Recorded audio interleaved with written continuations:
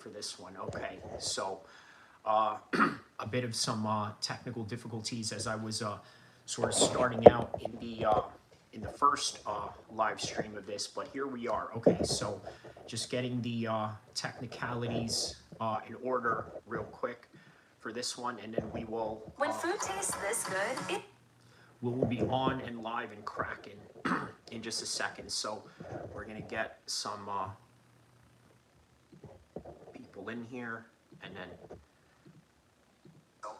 we're gonna get some. Okay, good. So the audio is working perfectly. Okay, perfect. Perfect. Perfect. Okay. All right, y'all. Bear with me just a second, okay? By the way, if you're watching this in the future, just be sure to skip this part because obviously this is the insignificant part of the video right now, just sort of starting things out right here. Okay, so we're just transferring all the information here, and then here we go. All right, so let's see here.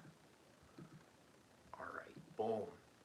Got it in there. Everything is saved, and then this part of the video, right here, we will erase this.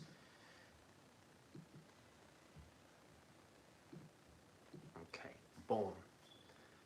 All right, that part is deleted. Here we go. Okay, so here we are. We're on to this one right here. So we'll probably have this stream started in about a couple of minutes, and then we'll get this thing on and cracking right here. So here we are, man. Here we are.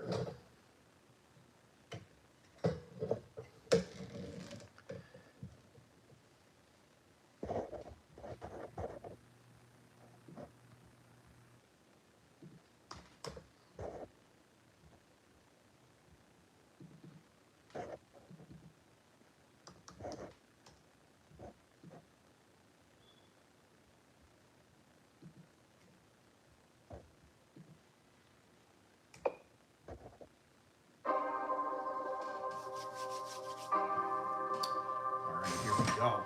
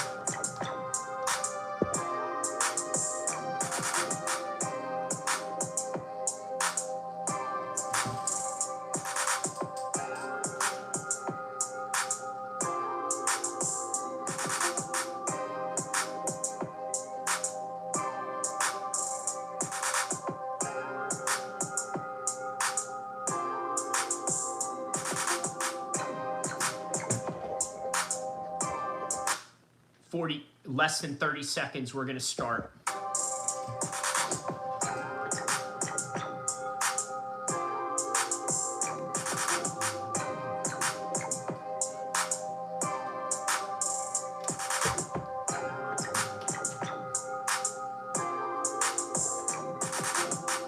Fifteen seconds. 10, 7, 5, 4, 3, 2, 1. Here we go. All right, so let's get this thing cracking. Obviously, there's a lot of terrorist attacks going on around the United States right now, and the question is, why is all of this going on? Now, what is making all of this going on, right? Well, there's multitudes of reasons. Obviously, there's a war going on outside and no man is safe from, and not to take a quote from Mobb Deep, but really that is what's going on in the world right now, right? We have a lot of danger that is going around because of wars that have happened in the past, and also wars that are going on right now. Now, in particular, what's going on in NYC is a little bit interesting because, I mean, it's involving supposedly ISIS, right? And you're probably thinking, man, how did this group emerge out of nowhere again? Because considering the fact that supposedly Donald Trump put them, put them out probably around 2016 or so, right? Well, that doesn't seem to be the case. It seems that they are still active right now, active in the world of terrorism, active in the world of, well, maybe even conspiracy theories, right? So when we're looking at this situation that happened in NYC, okay, one has to think maybe this is a conspiracy theory, okay? Because, look, even some people who are former government officials or people that were FBI agents are saying there could be a potential false flag operation that goes into this. And one person that comes to mind is Myron Gaines. For those of you that know Myron Gaines, he was a former Homeland Security officer. Obviously, he's also a Muslim brother on top of that. So he's very knowledgeable about these things, right? Very knowledgeable about terrorism, domestic terrorism, global terrorism, the war on terror. He knows his stuff, right? And he's saying this particular attack in NYC could be, well, it could be a false flag operation. Okay, now, why would anybody want to make a false flag operation regarding this particular matter? Well, a multitude of things. He says, we already have daily attacks, dude. Americans as heck. Hey, shout out to you, American Zach. That's an interesting name. Let me know what that name means. I know it could mean something, very patriotic. But when you say we already have daily attacks, in what context? Are you talking about in the same context as you are seeing in NYC right now? Because obviously there's also multiple attacks going on. There's attacks that are going on in, I believe, Toronto. So there's that going on. There's also many attacks going on overseas, but that is dealing with Iran. Okay, which kind of brings me, an interesting question, right? Like, let's be honest about this. ISIS is a Sunni organization, okay? And right now, when it comes to the Muslim world, the focal attention right now, when it comes to top terrorist, okay, top target for the United States in the Muslim world are the Shias. Now, obviously, during the war on terror, it was Al-Qaeda, it was Al-Nusra, it was ISIS, it was basically all of the Sunnis, right? And in the Sunni insurgency that attacked many of the American troops. By the way, the same Sunni insurgency that the current president, Mohammed al-Shara, also known as Ahmed al-Julani, was a part of during the war on terror era. But here we are. ISIS didn't go anywhere because one thing you got to understand about ISIS is that it is an ideology, right? It is an ideology. It is, well, basically an idea. So you can get rid of Abu Bakr al-Baghdadi, you can get rid of Zarqawi, you can get rid of Ayman al-Zawahiri, you can get rid of Osama bin Laden, but the idea will continue to perpetuate because this is an idea. This is a war of idea. This is a war of ideology, right? And frankly, you take one out, another one's going to pop right back up, and it's going to continue over and over and over and over again. That is just the reality of war on terror, right? So that's something, you guys have to really, really keep in mind, right? Is that it's never going to go away. And I think it's going to perpetuate, but here's something that's important that you guys have to understand, right? I think this is completely a separate incident, a separate issue from Iran. That is an important thing to understand because there is a Sunni Shia situation going on, right? When it comes to this, right? It doesn't mean that because let's say let's say that the Shias are obviously involved in what is going on with Iran, right? Because obviously Iran is a Shia dominated country. Well, this terrorist attack that happened in NYC was an ISIS related, Sunni related type of terrorist attack. And there have been many of terrorist attacks that are going on right now. So, let's take a look at some of the recent terrorist attacks that are going on right now, right? What are some recent terrorist attacks that are going on right now? So, as of March 2026, involves ISIS-inspired plots in the U.S. and international attacks, okay? This is also including the NYC bombing attempt, a late 2025 Sydney, Australia attack, continued activity in the Middle East. The threat remains elevated with ISIS regional affiliated groups, Iran-backed groups actively targeting civilians, military personnel, and infrastructures, right? So let's take a look at let's get the list of that, right? So right now, obviously, New York City, okay?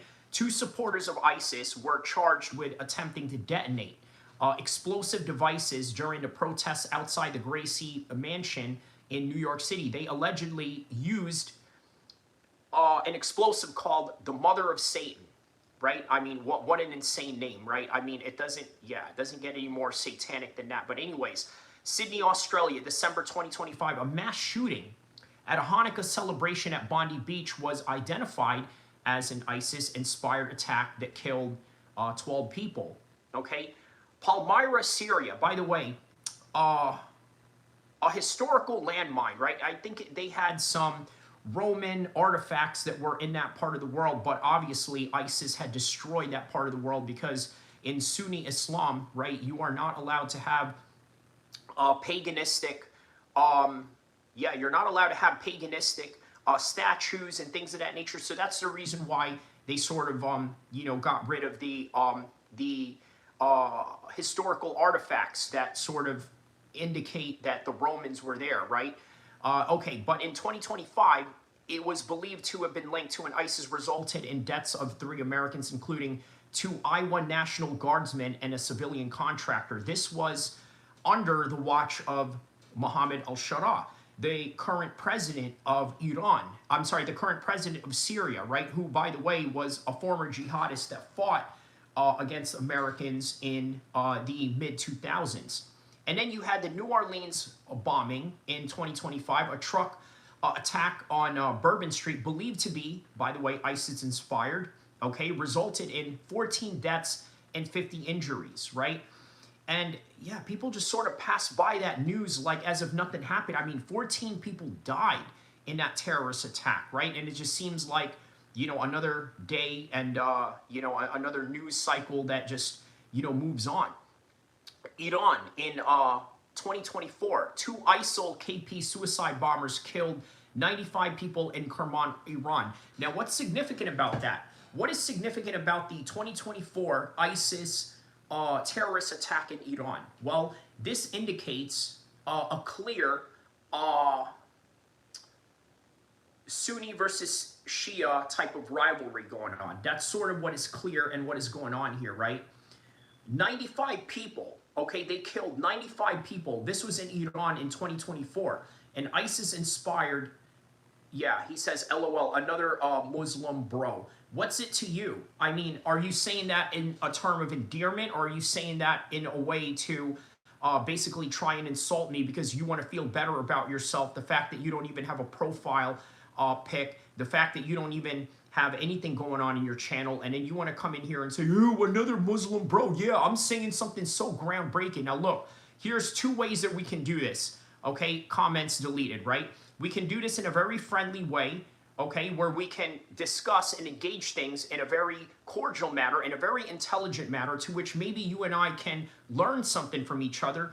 or we can do this in a very verbally violent altercation to which I'm going to berate you to no end, insult you, insult your intelligence, insult your everyday being, insult your living conditions, which I don't know anything about because I don't know you from a can of paint. Or we can have, a real discussion or an intelligent discussion.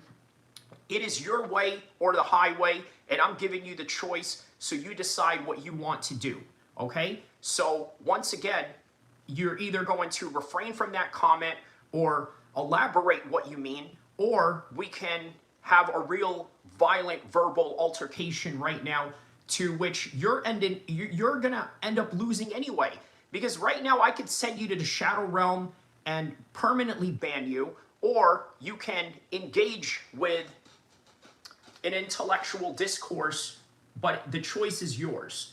Okay, the choice is ultimately yours. So let's hear it, right? Now, moving on with the terrorist attacks, right? In the Middle East between 2025 and 2026, continued attacks by Iran-backed militias on U.S. bases in Syria. Now, that right there is sort of what is going on in the current news cycle right now. The news cycle of Iran fighting with Israel, with the United States, and then their proxies, the Kurdish forces in Iraq, right? So as a result, there's reprisals, there's people that are in Dubai, stuck, foreigners, also, social media influencers. How about that, right? You got social media influencers that are stuck in Dubai right now, okay? For one reason or another, they are stuck in Dubai because, well, let's just be honest about this, right? They are in a situation right now where they thought they were going to come into a country that was safe, prosperous, and then Iran said, well, you got another thing coming. And then, of course, comments deleted. 420 had nothing to say because he's a loser pothead who just wants to come in here and disrupt and not really, give anything intellectual and not really give any type of, substance other than just hide behind a computer screen with no identity. Nobody wants to know who he is, so that this way he can say all these bullshit, whatever comments that he wants to say with no accountability. You are a typical loser, and that's really the reality to it. So let's get the rundown on your reality. You don't have $5,000 in your bank account. Your check engine lights are on. You got underlying health issues to which you have no health insurance, so therefore you can't do anything about it, and it's going to perpetuate you into your death. And number three, you got debts high up to the ceiling, which, by the way, will perpetuate even more health problems for you because of the stress level that you got going on. So I think I just literally described the reality that you have going on, to which you cannot come back from, and you decided not to say anything. So guess what?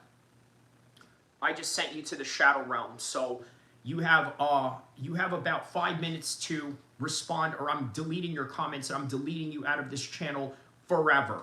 Okay? And that's that. So here we go. The key trends and the threats that are going on right now, right?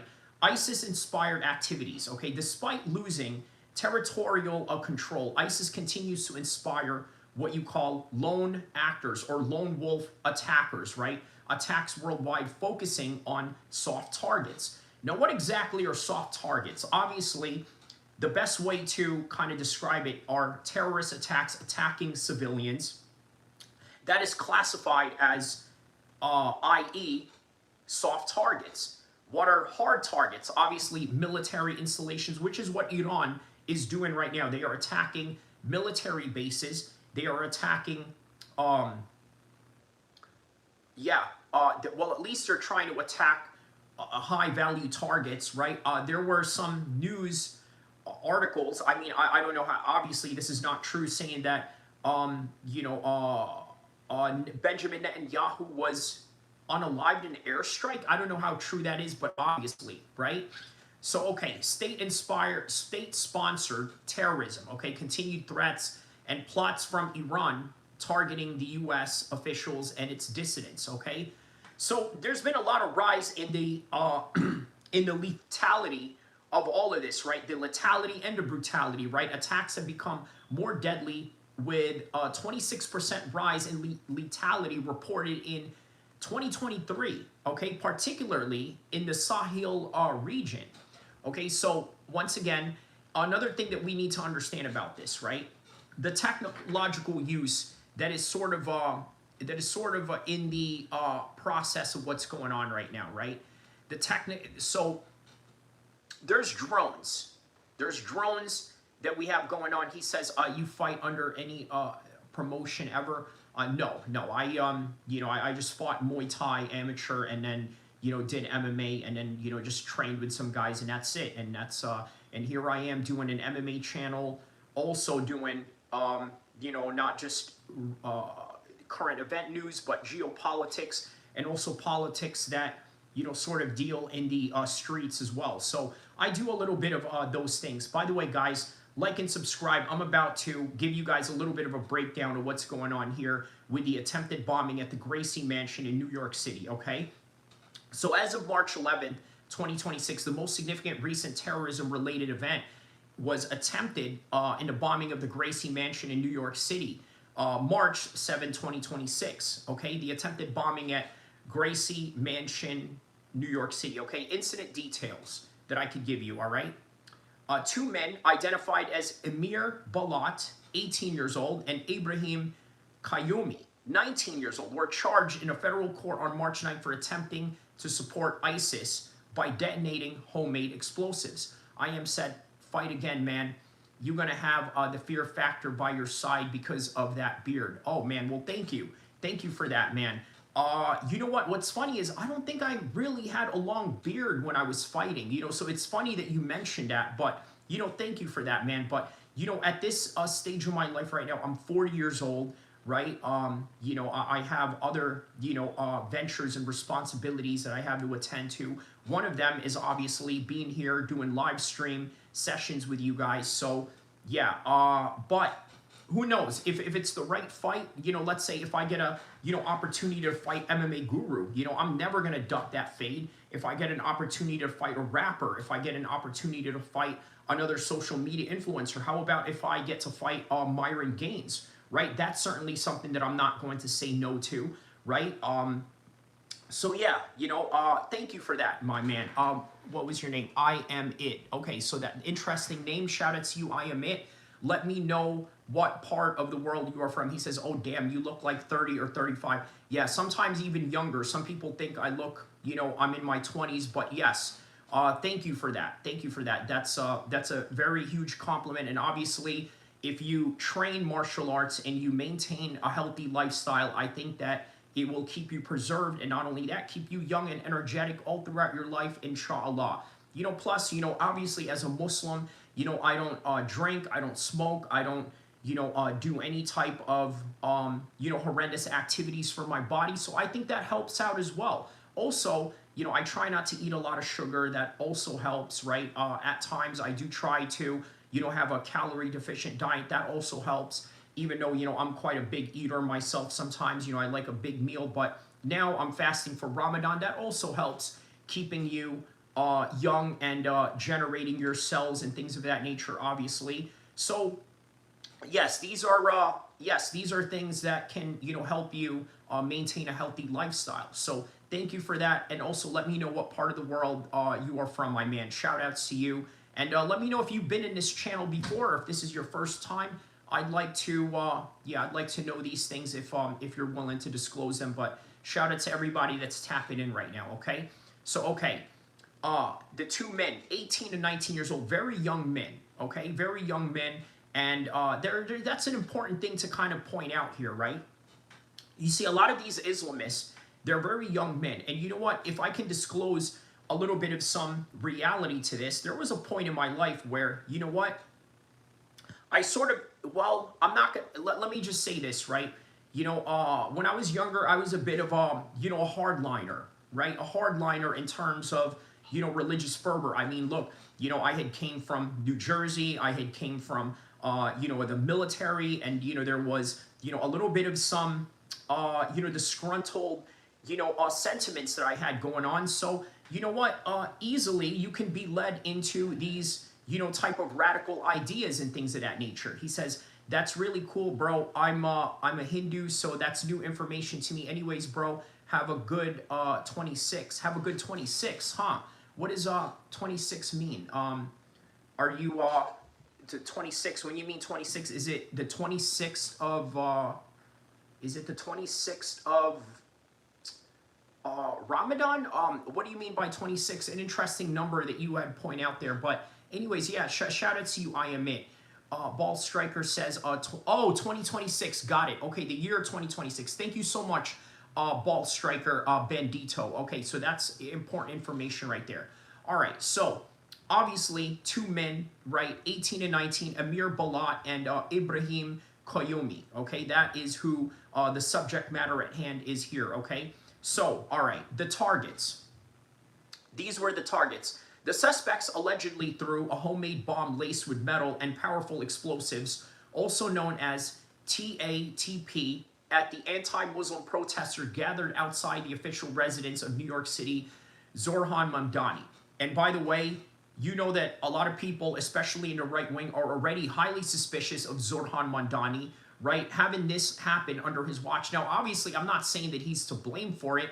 You know, on the contrary, obviously, he had nothing to do with it. But you got a guy named Jake Lang, I believe his name is, right? Who, by the way, was caught up in some pedo situation going on right now. Got caught online trying to talk with a 15-year-old girl, or it was a decoy, one of those Chris Hansen, you know, catch a predator type of situation, right? But anyways, you know, not a good look for Zorhan Mamdani, not a good look for Jake Lang, and certainly not a good look for the Sunni Muslim community right now, because let's be honest about this, right? Ever since this Iran situation was going on, the main target at hand had been,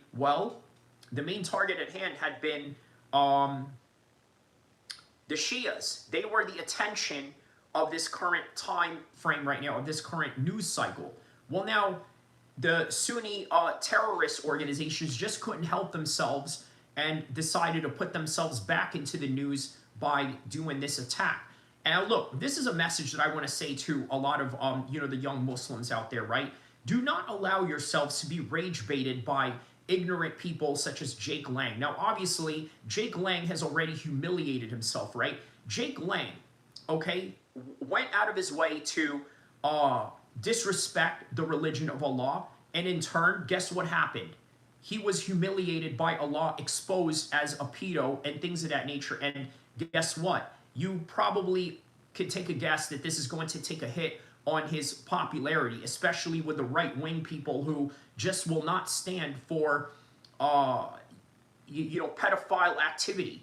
It's one thing to be right-wing, but then if you're a pedophile on top of that, then look, a lot of right-wing people, okay, I get it. They're not going to like Islam. They're never going to side with the Muslims. They're never going to understand the Islamic values and the Islamic way of life. That's just life, okay? That's just how it goes. But the reality is this. The reality is that they are not going to stand for pedo behavior. I'm talking about the right-wing guys. They're not going to stand for that. And as a result of that, I would guarantee that the popularity of Jake Lang is going to go down as a result of this, right? And then on top of that, now he's got people, you know, trying to attack him, terrorists trying to attack him. Now maybe you're going to have right-wing people trying to get at him, maybe even gang members or anybody, right? But just remember, right, Jake Lang is the enemy. The guy is a pedophile, and guess what? You know how we feel about pedophiles. Never should you allow them to live in any type of safety whatsoever. Never give them any shelter. Never give them any type of grace. Never give them any type of comfort whatsoever. In fact, if you are any man with any red-blooded cells in you, you would absolutely live your life to make Jake Lang's life a living hell, and absolutely, I endorse that to the highest degree, so there it is. Okay, so the outcome. Okay, so the devices did not detonate. No injuries were reported. FBI officials stated that the suspects intended for the attack to be an even larger scale than, let's say, the 2013 Boston bombing. Right now, ironically enough, this guy, I believe his name is Amir Balat, he kind of looks like the Boston Marathon bomber, right? He kind of has that long-haired mujahideen look going on, you know, kind of like, you know, Tsarnaev, right?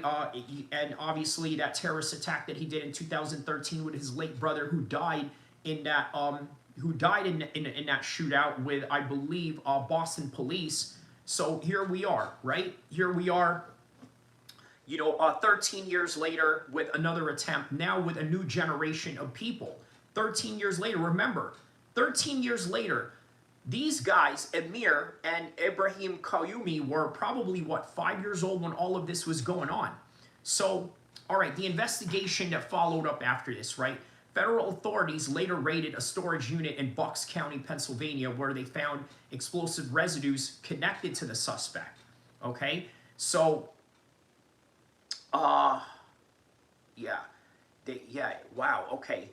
Residue, okay, so here's a couple of articles here on that. So, all right, yes, that is basically what is going on right now, okay? So, let's do a little rundown on the recent terrorist attacks that have been happening, right? Bondi Beach, Australia, December 2025, 2 attackers targeted a Hanukkah event in Sydney. Okay, that killed about 12 people, injuring dozens. This was noted as the deadliest attack against the Jewish people since October 7, 2023, which obviously, yes. He says, grow a mustache. No, I will not. I refuse to look like a Magnum PI looking pedo. So, yeah, growing a mustache is not the business for me, my man. You know what I mean? But thank you very much. Let me know what part of the world you are from. What is it? Go Kyle Loose. Okay, that's an interesting name, man. Very creative names that you guys come up with. Obviously, I didn't make my MMA channel like, this, that. I mean, look, I have MMA at the end of my last name on the channel, but that's because I'm an MMA-based channel. But guess what? I don't just do MMA. I also do these world politics issues and things of that nature. So, shout out to you. Okay, Bondi Beach, Australia, 2025. 2 attackers targeted a Hanukkah event. As I told you, biggest attack towards Jewish people since the October 7th raid, right? Palmyra attack, okay? An Islamic State affiliated Syrian security service member launched an attack that killed 3 Americans, right? So obviously a lot of suspicion that goes into that, right?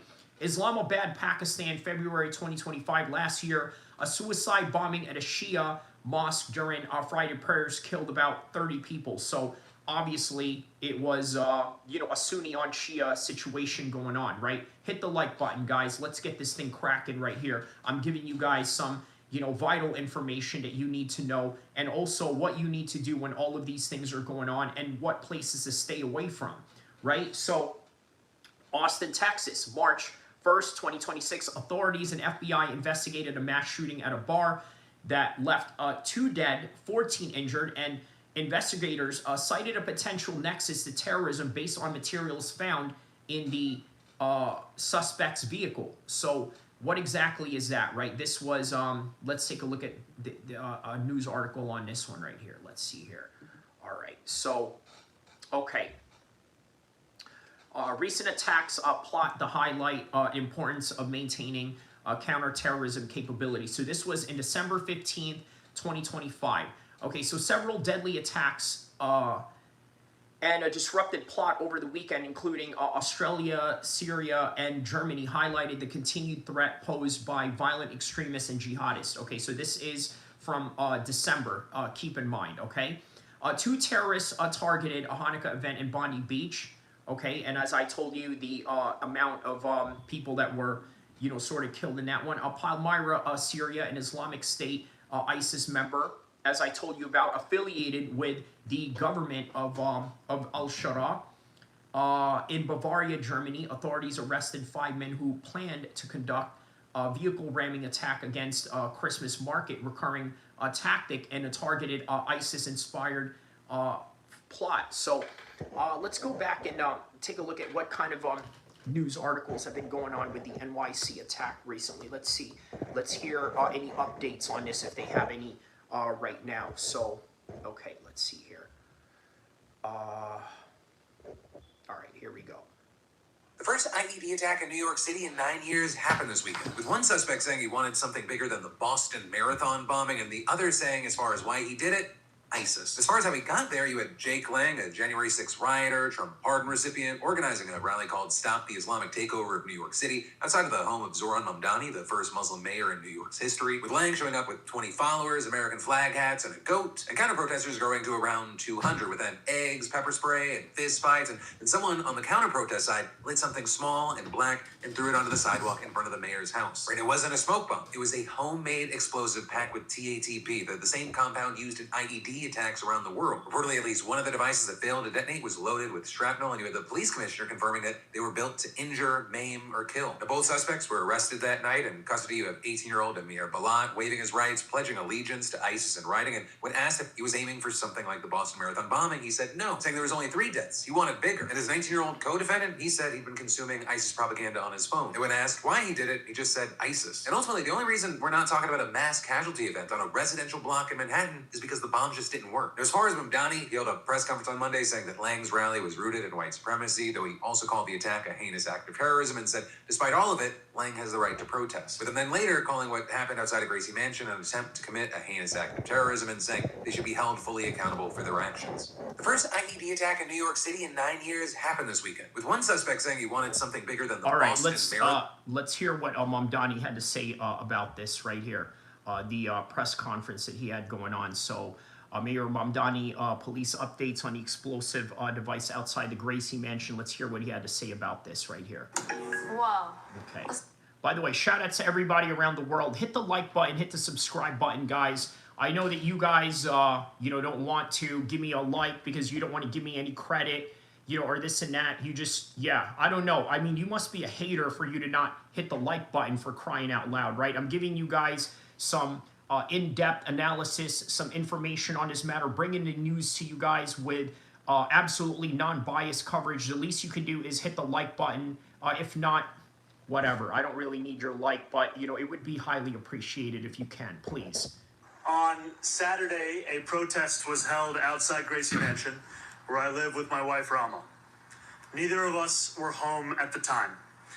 This was a vile protest rooted in white supremacy entitled Stop the Islamic Takeover of New York City. I'm the first Muslim mayor of our city. Anti-Muslim bigotry is nothing new to me, nor is it anything new for the 1 million or so Muslim New Yorkers who know this city as our home. While I found this protest appalling, I will not waver in my belief that it should be allowed to happen. Ours is a free society where the right to peaceful protest is sacred. It does not belong only to those we agree with. It belongs to everyone. I will defend that right every day that I am mayor, even when those protesting say things that I abhor. Let me also be clear about something else. New York City will never tolerate violence, whether from protests or counter-protests. Many of the counter-protesters met this display of bigotry peacefully, with a vision of a city that is welcoming to all. But a few did not. 2 men, Amir Balat and... All right, so I tell you what, I think that sounds very reasonable of Mayor Mamdani to say that, right? Look, to be honest with you, I'm not a fan of Mayor Mamdani. I'm a Muslim guy myself. Not a fan of his whatsoever, right? However, I will say that he has the right to, well, believe whatever it is that he wants to believe. Look, he's not Muslim enough for me, right? I don't understand the threat, to be honest with you, right? A lot of you are saying, oh, well, he's an Islamist or this and that. Far from the truth, okay? Because I can tell you I know real Islamists. I've seen real Islamists. This is not one, okay? He is a liberal. In fact, I don't even think, I mean, look, I'm not going to judge the brother, but I don't know how, hardline he is with his religious practice. But you guys hate him because, let's be honest about this, right? I'm going to be very honest about this. You all hate Mamdani because what you expect out of him, okay, is something that you really should be expecting from me. Okay, somebody who does believe in the fundamentals of Islam, somebody who doesn't believe, I mean, look, do I believe in freedom of speech? To a certain extent. Look, here's the thing. If you were to see me in the streets and you were to say something un-Islamic, I mean anti-Islamic, you better believe that I would absolutely assault you, I would beat the living hell out of you, and I would probably do it in front of your kids, in front of your wife, and humiliate you in front of your family. if you were to ever say something disrespectful towards me or my religion. That's just how I'm built. That's just how I am. And I know that a lot of you are going to be very surprised by that. But yes, I would. If you were to see me in the streets and you were to say something anti-Islamic or something that is derogatory towards me, I would absolutely put you in a house of pain like a jump around song. You understand? That is exactly what I would do. He says, good luck with that. Well, what do you mean by good luck with that? Because there's a reason why that doesn't happen. You see, when I'm out in public, I engage with people in a very intellectual discourse, just like what I'm doing with you right now. I would engage with anybody in an intellectual discourse. On top of that, nobody gives me any hassles because, number one, when you're out in the streets, it's a little bit different. Okay, you realize, number one, I've trained with some of the best mixed martial arts fighters in the world. I've trained with Uriah Faber, TJ Dillashaw, and then the names go on with, the type of people that I've trained with. I've fought in Muay Thai. I've won, a state Muay Thai title back in 2010. And I fought in MMA. I still train MMA to this day. I think that if you are just, this, bigot Islamophobe who has no training, you would probably have some serious problems with me. He says nobody gives a F. Well, you apparently do if you're coming in here to say something. So, how about this, right? How about I send you to the Shadow Realm? Boom. You get put into the Shadow Realm. Boom. You're up out of here. Okay, so do me a favor. Go make another profile. Come back here and say whatever it is that you want to say, because the reality is you're just here to try and create some kind of distraction to feel better about yourself. Do you feel better about yourself now? Okay, so let me give you a rundown on the reality of your life. What is this guy's name?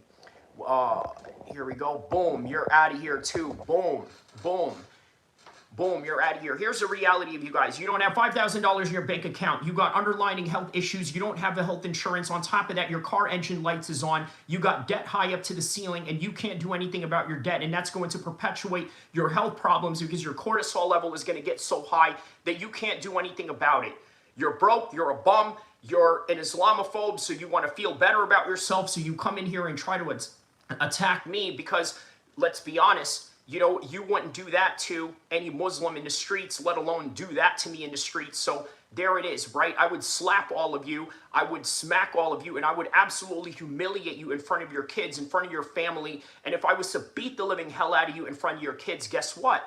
Your kids would look at you a different way. They would be like, oh man, you know what? My daddy's a bitch. Indeed he is. So here we go. Ibrahim Qayyumi traveled from Pennsylvania and attempted to bring violence to New York City. They are suspected of coming here to commit an act of terrorism. There is video of these two individuals. Josh, you don't even have a profile pic. I don't even know if you're a real person. So there you go. Throwing two devices towards the protest. The police department has determined that these were improvised explosive devices made to injure, maim, or worse. Thanks to the swift and decisive actions of NYPD officers at the scene, both men were immediately taken into custody, and the devices they brought taken off of our streets. I want to commend the officers who were on site. And you can't afford one. So how about that, you bum? They faced a chaotic situation that very quickly could have become far more dangerous. NYPD Chief Aaron Edwards and Sergeant Luis Navarro ran towards the danger so that others... No, it is not about gaming or anything like that. This is called having a chair because you stream online, and it's like the standard of what you should have if you're a streamer, of which none of you can afford, because let me give you the rundown again. You don't have $5,000 in your bank account. You got your check engine lights on. You got underlying health issues which you can't attend to because you don't have health insurance, and then on top of that you got debt high up to the ceiling, which is going to perpetuate your health problems even worse because you can't attend to it. So there it is. You're a broke bum. You come in here to try and feel better about yourself. So face your reality before you come online and face the reality of what I'm going to remind you of yourself and your daily situation, and the fact that your kids look at you like you're a bum. Boom. Could run to safety. They're here with us now, and I want to thank them today publicly as I did yesterday privately, and to thank the dozens of other officers who responded without hesitation. That is courage, that is selflessness, and I'm deep... Absolutely. Shout outs to the NY. Look, man, I'm not a big fan of the police, but sometimes, you know, the police are, the police are, you know, sometimes needed in dire situations. Like, for example, helping a cat out of a tree. He says, I think you're suffering from psychosis. Great. Great. That's why I'm online and you're not. That's why I have a channel and you don't. So I'm a psychopath, right? Well, guess what? That's what it takes to make it on YouTube. You got to be psychotic. You're absolutely not. You're a normal person. You're a normie. On top of that, like I said, I told you, let's run down your life again. You don't have $5,000 in your bank account. You got underlying health issues to which you can't attend to because of the fact that you don't have health coverage. Number 3, you got debt high up to the ceiling, which you can't do anything about, and it's going to perpetuate your health problems because of the cortisol levels that you're going to, basically, suffer from. And then on top of that, your check engine lights is on. You're probably going to be even more broke because now you can't get to work. So there it is. He says anybody can make a channel, big boy. How come you don't do it? You don't do it. I don't see you in there. I don't see you in there. You don't see me in there commenting on your page. You don't see anybody else that's in here commenting on your page. You're not out there making a live stream. How about this? Get on the channel right now. Do a live stream right now and talk about me. Let's do that. Say, hey, listen, do a live stream and say, hey, this is my live stream. Kyrie is a bitch. Why don't you do that? He says, you forgot my meth habits. Well, there you go, right? You're just affirming that you're a trailer trash loser. You're even admitting to yourself that you have meth problems. First of all, even if I did have drug problems like you do, right, I would not admit that to the world. It is only a barbarian loser like you that would absolutely go and admit that to strangers online. He says, my goodness, you're a high-strung, let's talk about your feelings. You're the one with feelings. You're the one that's coming in here, talking to me, trying to engage me, trying to interrupt me while I'm reacting to Mamdani's speech of a real important situation that is going on. And perhaps maybe I could give you some tips on some safety when a terrorist attack happens. But instead, you come in here and you try and perpetuate your BS to feel better about yourself. I'm telling you right now, man, you're not going to win this battle with me. Because at any minute right now, even if you were to diss me, you know, in a way that's going to touch or hurt my feelings any kind of way, I can just get rid of you.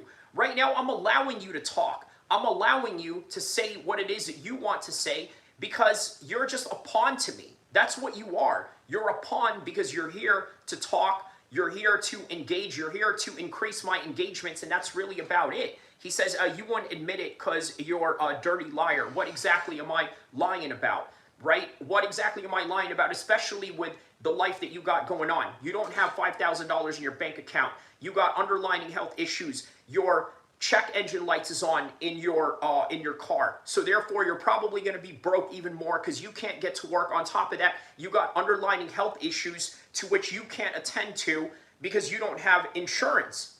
So who's winning here? Right? I don't have any of those problems. These are the problems that I just mentioned to you right now that I do not have. Okay? I have way more than $5,000 in my bank account. Okay? I don't need to disclose how much that is. Way more. Okay? He says, I don't want to hurt your feelings. Well, obviously, your feelings are already hurt. Right? You're calling me a liar. What exactly am I lying about? He says, feelings are for women. Yeah, and you're so tough because you're coming in here talking smack. So what do you think I'm supposed to do? Just not say anything to you and not respond to you? How about this, right?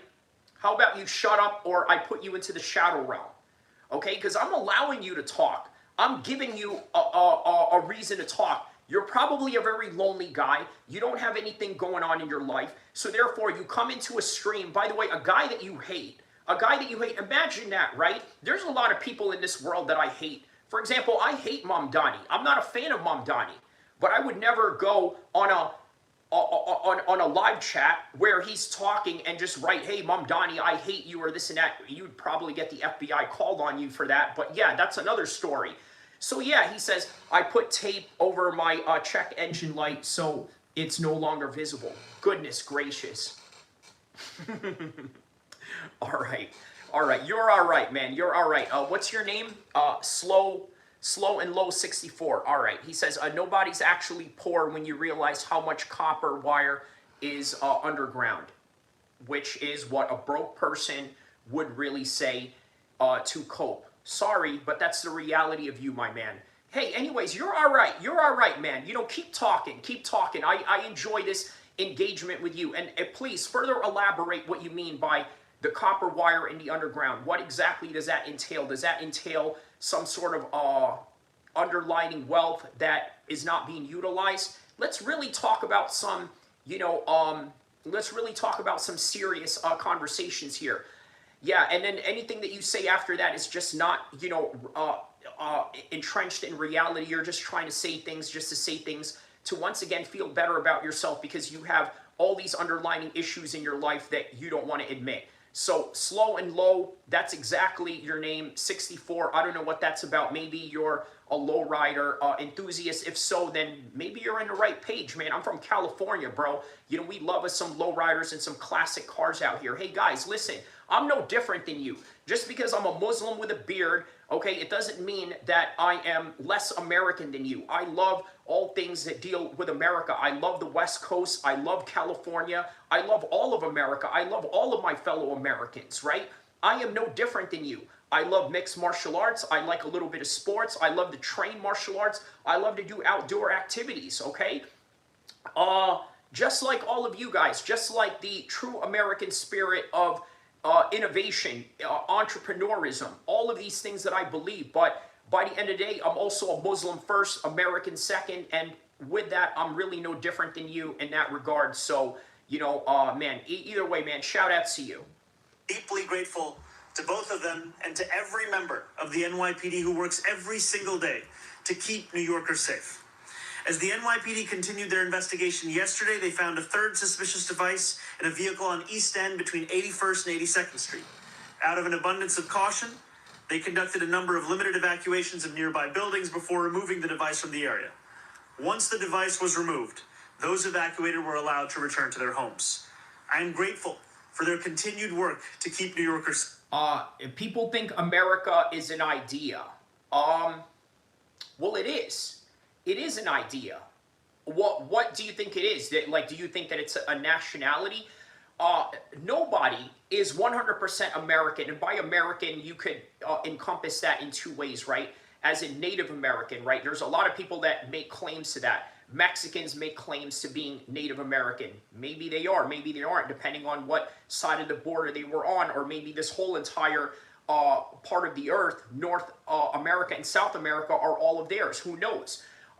There's also real Native Americans that live in reservations. Okay, they have stake and claim to that as well. And then there's white Americans. Well, what exactly encompasses a real American? Somebody that has Anglo, English, British ancestry? And if so, there's a lot of people that really don't have that, including a lot of white people, right? But at the same time, yes, you got to understand that, American is not necessarily an ethnic identity. It is more of a national identity. A national identity that encompasses, hey, what type of culture you are surrounded by, the type of language that you speak. Obviously, if you can't tell, I speak very proficient English. I probably speak English better than some of you uneducated, dumb rednecks, out there who can't even fix your grammar without using AI and things of that nature. I mean, yes, I am an expert in the English language. I speak the language better than you, and I think that's what really annoys a lot of you.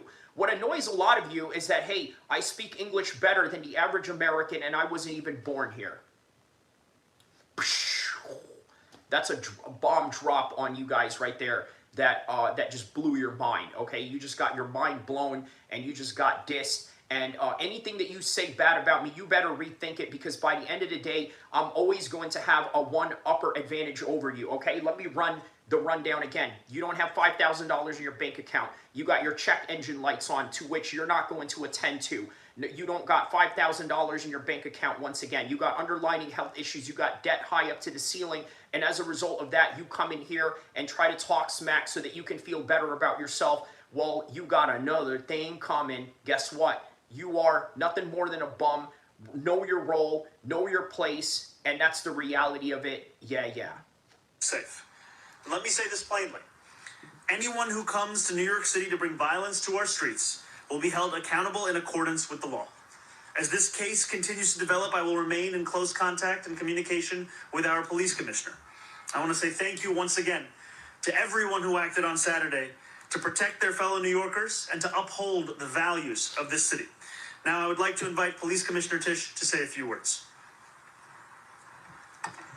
Thank you, Mayor. Good morning, everyone. First, I will tell you that we are not at liberty to discuss many aspects of the ongoing investigation at this time due to the pending prosecution.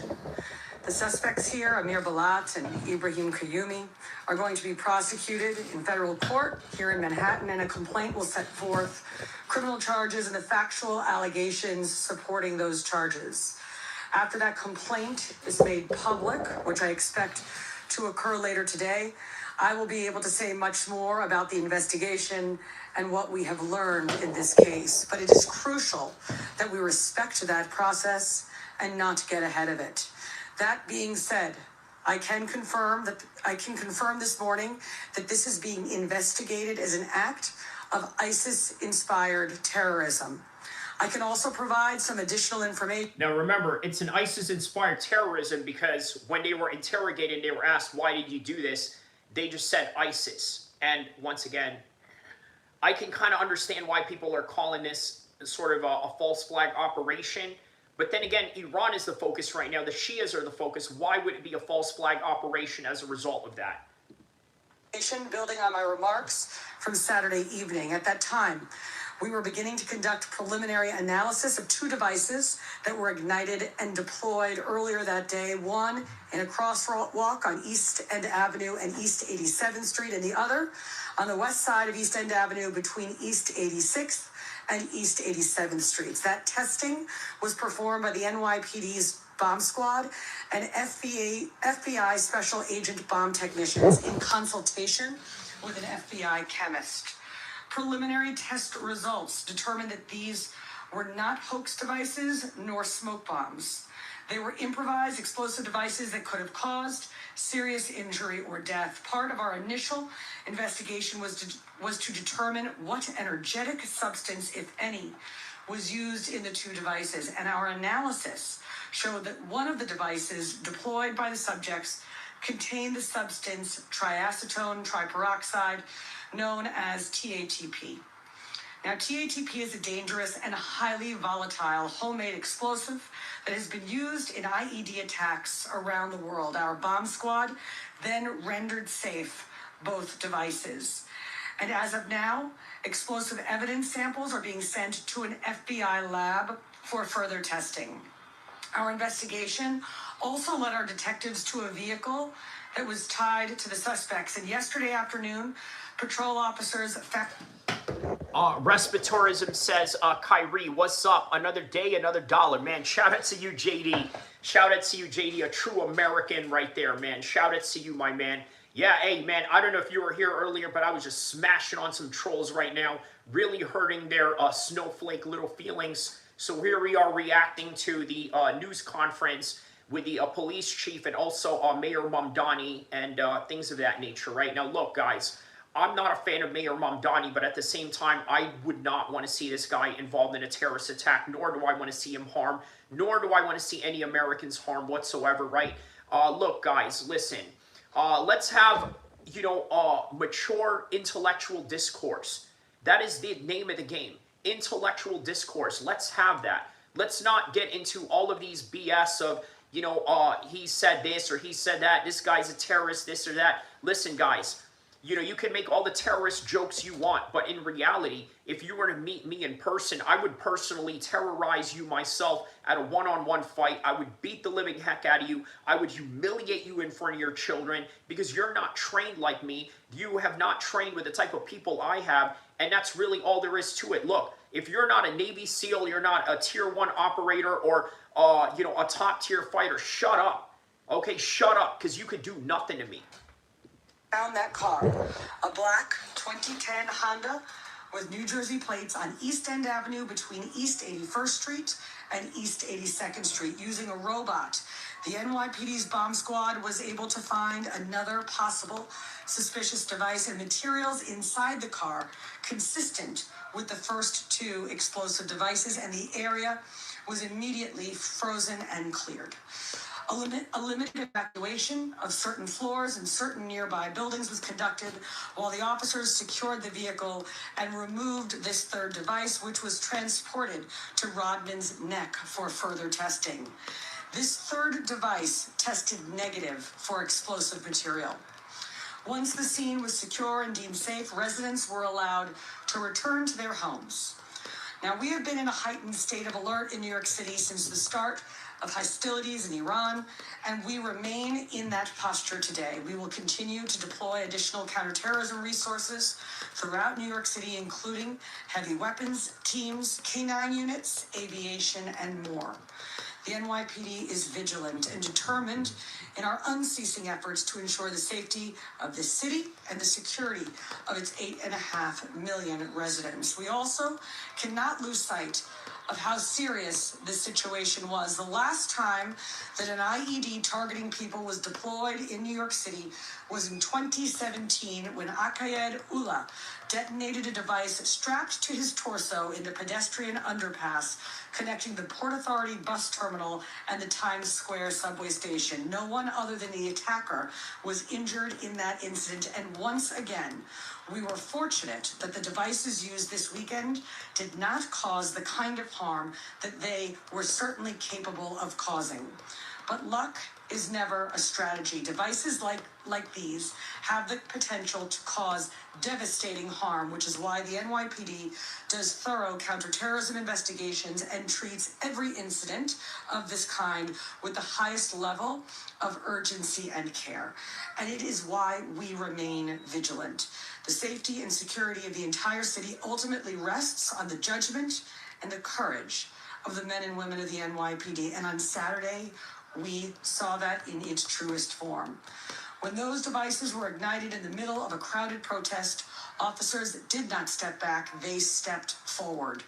With me today are two of those officers, Assistant Chief Aaron Edwards and Sergeant Louis Navarro, who ran toward a lit IED without hesitation.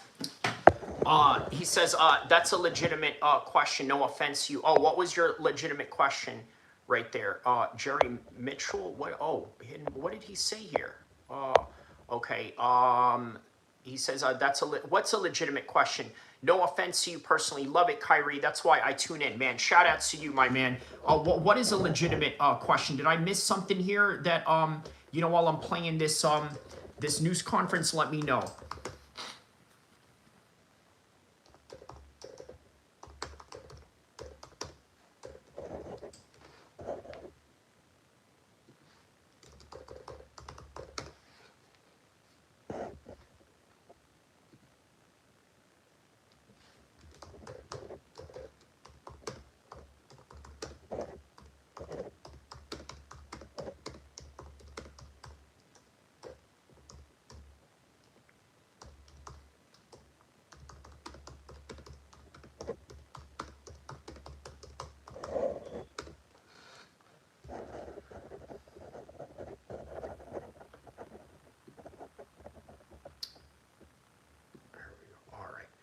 He's talking about Jerry Mitchell's message. Okay, what was his message, by the way? Well, all right, whatever. It's not important. I don't really care.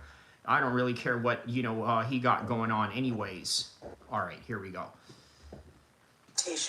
And without regard for their own safety. Acting as police officers do, on instinct and training to protect people they did not know and would likely never meet. Moments like that remind us what policing truly requires, because behind every counterterrorism operation, every bomb squad response, every emergency call that sends officers running towards danger, there are human beings who make the decision to step forward when others are running away. Chief Edwards has been a uniform officer for nearly 23 years.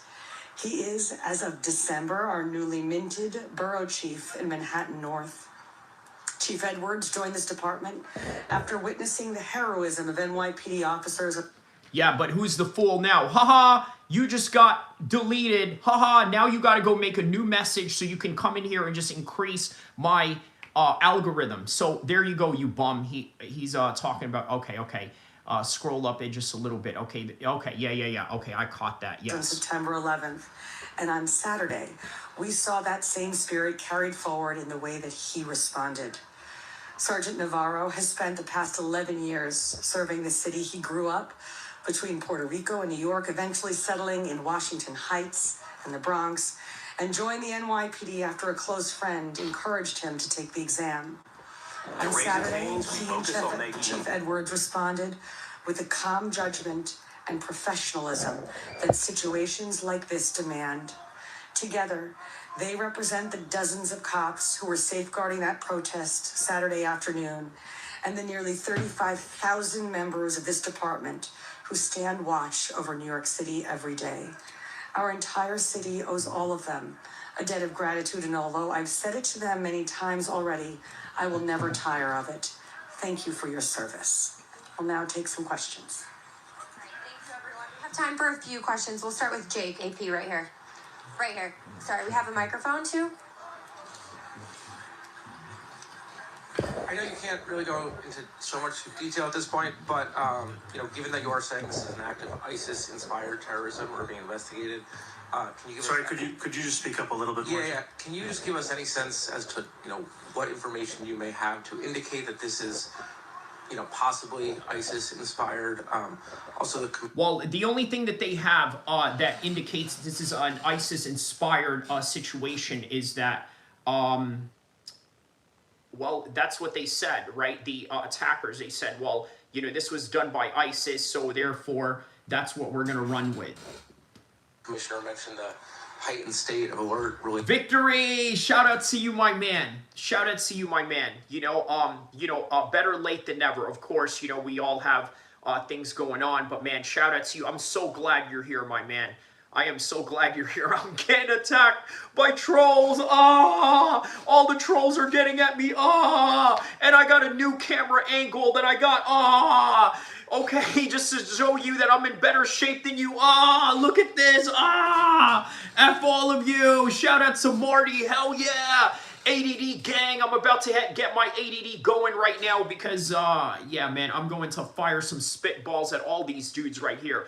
Rock the mic, rock the mic, Oh, man, going Eminem 8 Mile on these fools right here, bro. I love it. I love it. You know what? I had a discussion with a homie today, right, about, content creation, right? This is, behind the scenes stuff that only content creators can really talk about, right? Well, he's a filmmaker. I grew up with him in New Jersey, right? Puerto Rican dude. Shout outs to Dave Tavares, by the way, right? If you guys want to check him out, a high school homie of mine, Dave Tavares, he does relationship podcasts, right? But I told him to kind of transition into, hip hop streaming as well, because, obviously the dude is from the Bronx, right? There's a lot of, oh, by the way, Marty, dude, I checked out, that dude's catalog yesterday.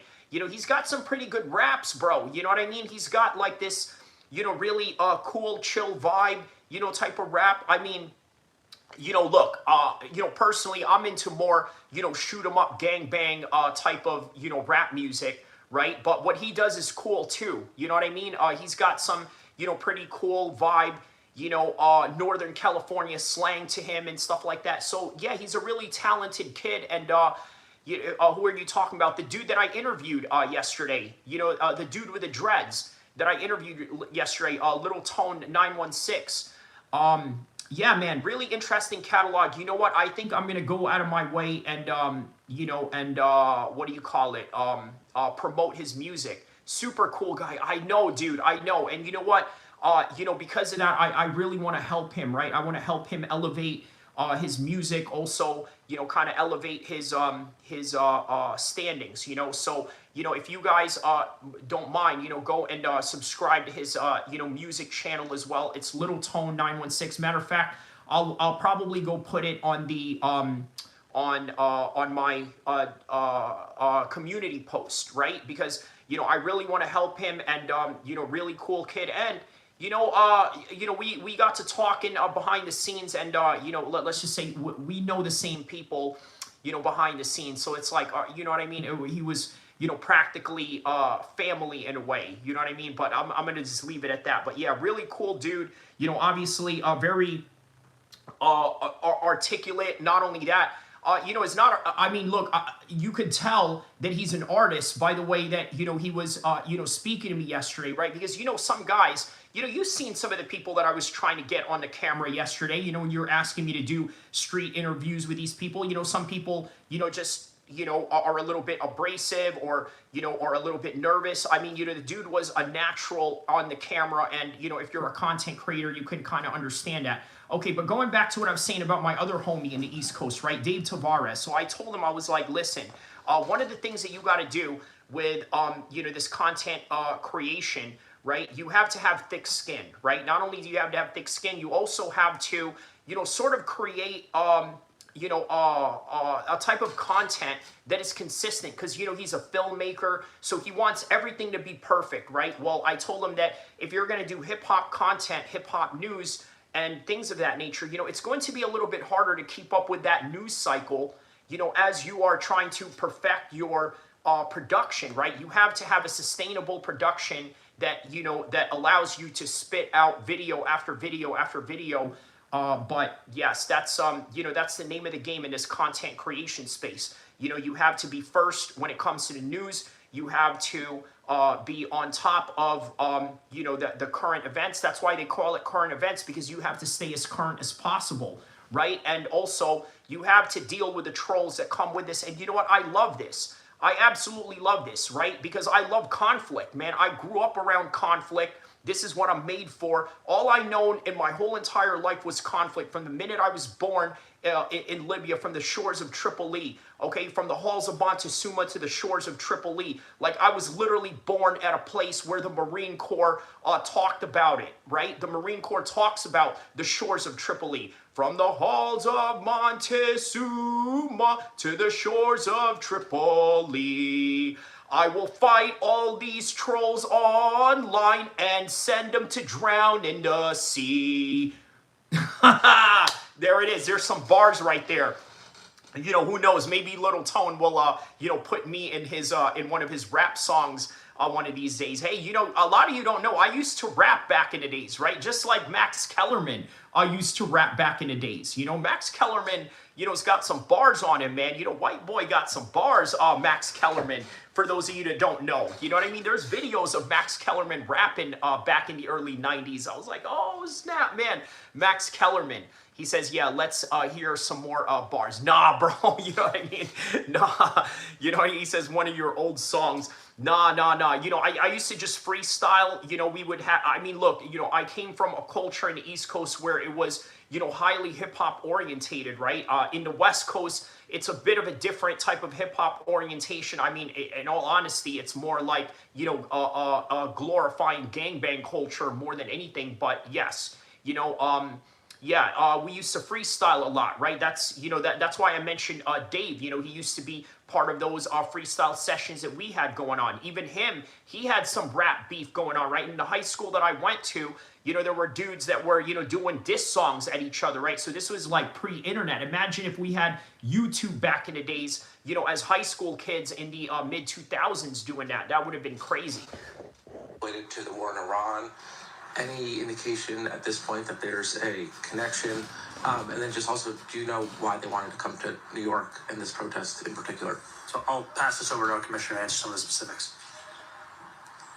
So, Jake, at this time, we do not have any information that connects this investigation to what's going on overseas. Okay, so that's a very good question right there. Oh, no. Back to the bastard. Yup, I am the bastard that you love, that's going to cause a hazard. That's right. He says, how do I feel about Christians? Okay, very good question, Ball Striker. Now, look, obviously, Christianity is a continuation of Judaism, right? And then Islam is a continuation of Christianity. The one thing that we have in common with Christians, obviously, we believe in Jesus' return. And ultimately, I think that is the spiritual bond that as Muslims we're going to have with Christians forever. Right now, are there differences? Yes. You know, he says he doesn't associate with them, Ball. Associate with what? Exactly. Oh, Christian. Oh, come on, Marty. You know how to stop it. You know what I mean? Like, he doesn't associate with them. Here he. Okay, listen, bro. Listen, I'm Arab. Please, please. You don't understand. I'm not. We're not good with sarcasm. You know what I mean? Yeah, Arabs are just not good with sarcasm. You know what I mean? So please, forgive me if I, catch on a little late on that. You know what I mean? And then part of it also maybe a little bit of autism as well to go along with that. But hey, all right. Ron, as to the other questions that you posed, I don't want to say anything that could introduce prejudice into the prosecution or do anything that will make the prosecutors' jobs more difficult. What I can say is that the complaint, I expect, will be unsealed later this afternoon. And once that happens, I will be at greater liberty to discuss and answer. Okay, very interesting that she said, I don't want to say anything that's going to cause discrimination. Okay, that's interesting. What exactly do you mean by that? Like, what does she mean by, I don't want to introduce anything that, sort of... Yeah, what does she mean by that? Discrimination. Like, explain what that means. I guess she doesn't want people to, be like, oh, well, this is a Muslim terrorist or this and that. I mean, look, guys, to be honest with you, as a Muslim myself, yes, a lot of terrorism comes from Muslims, right?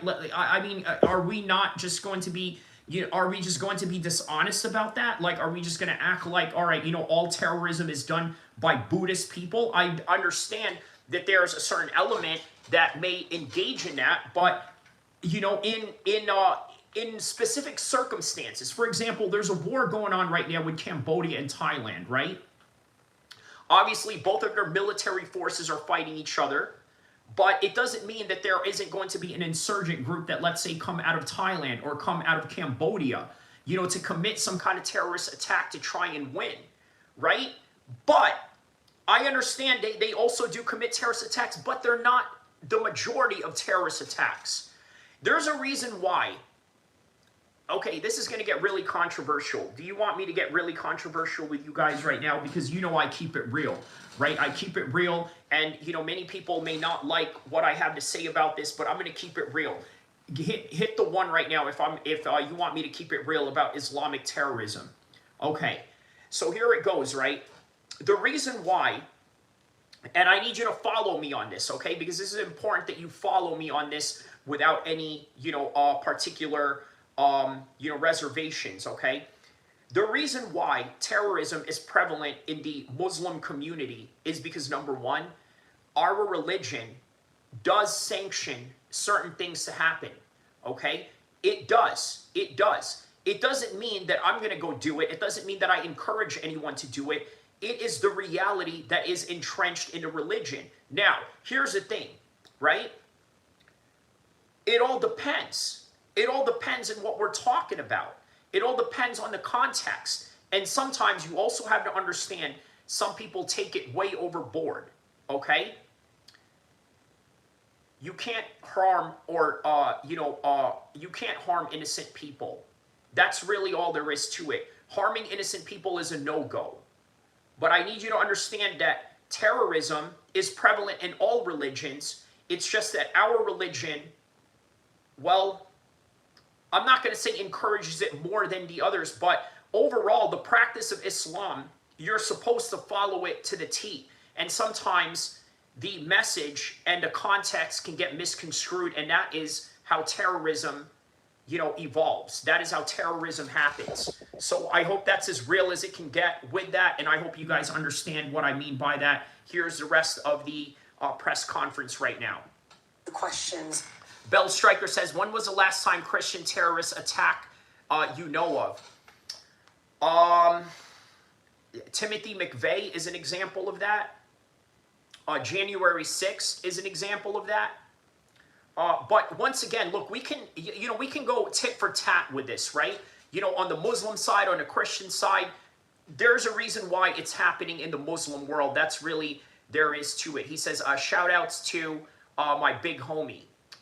Okay, I don't know if I should, be saying that one, or if that's really a real name that you are describing there. He says, good one, Kyrie. Good one, super. We never heard that. Yeah, very unique. Which one? Which particular one are you talking about? The Muslim terrorism or Christian terrorism? Which one are you talking about?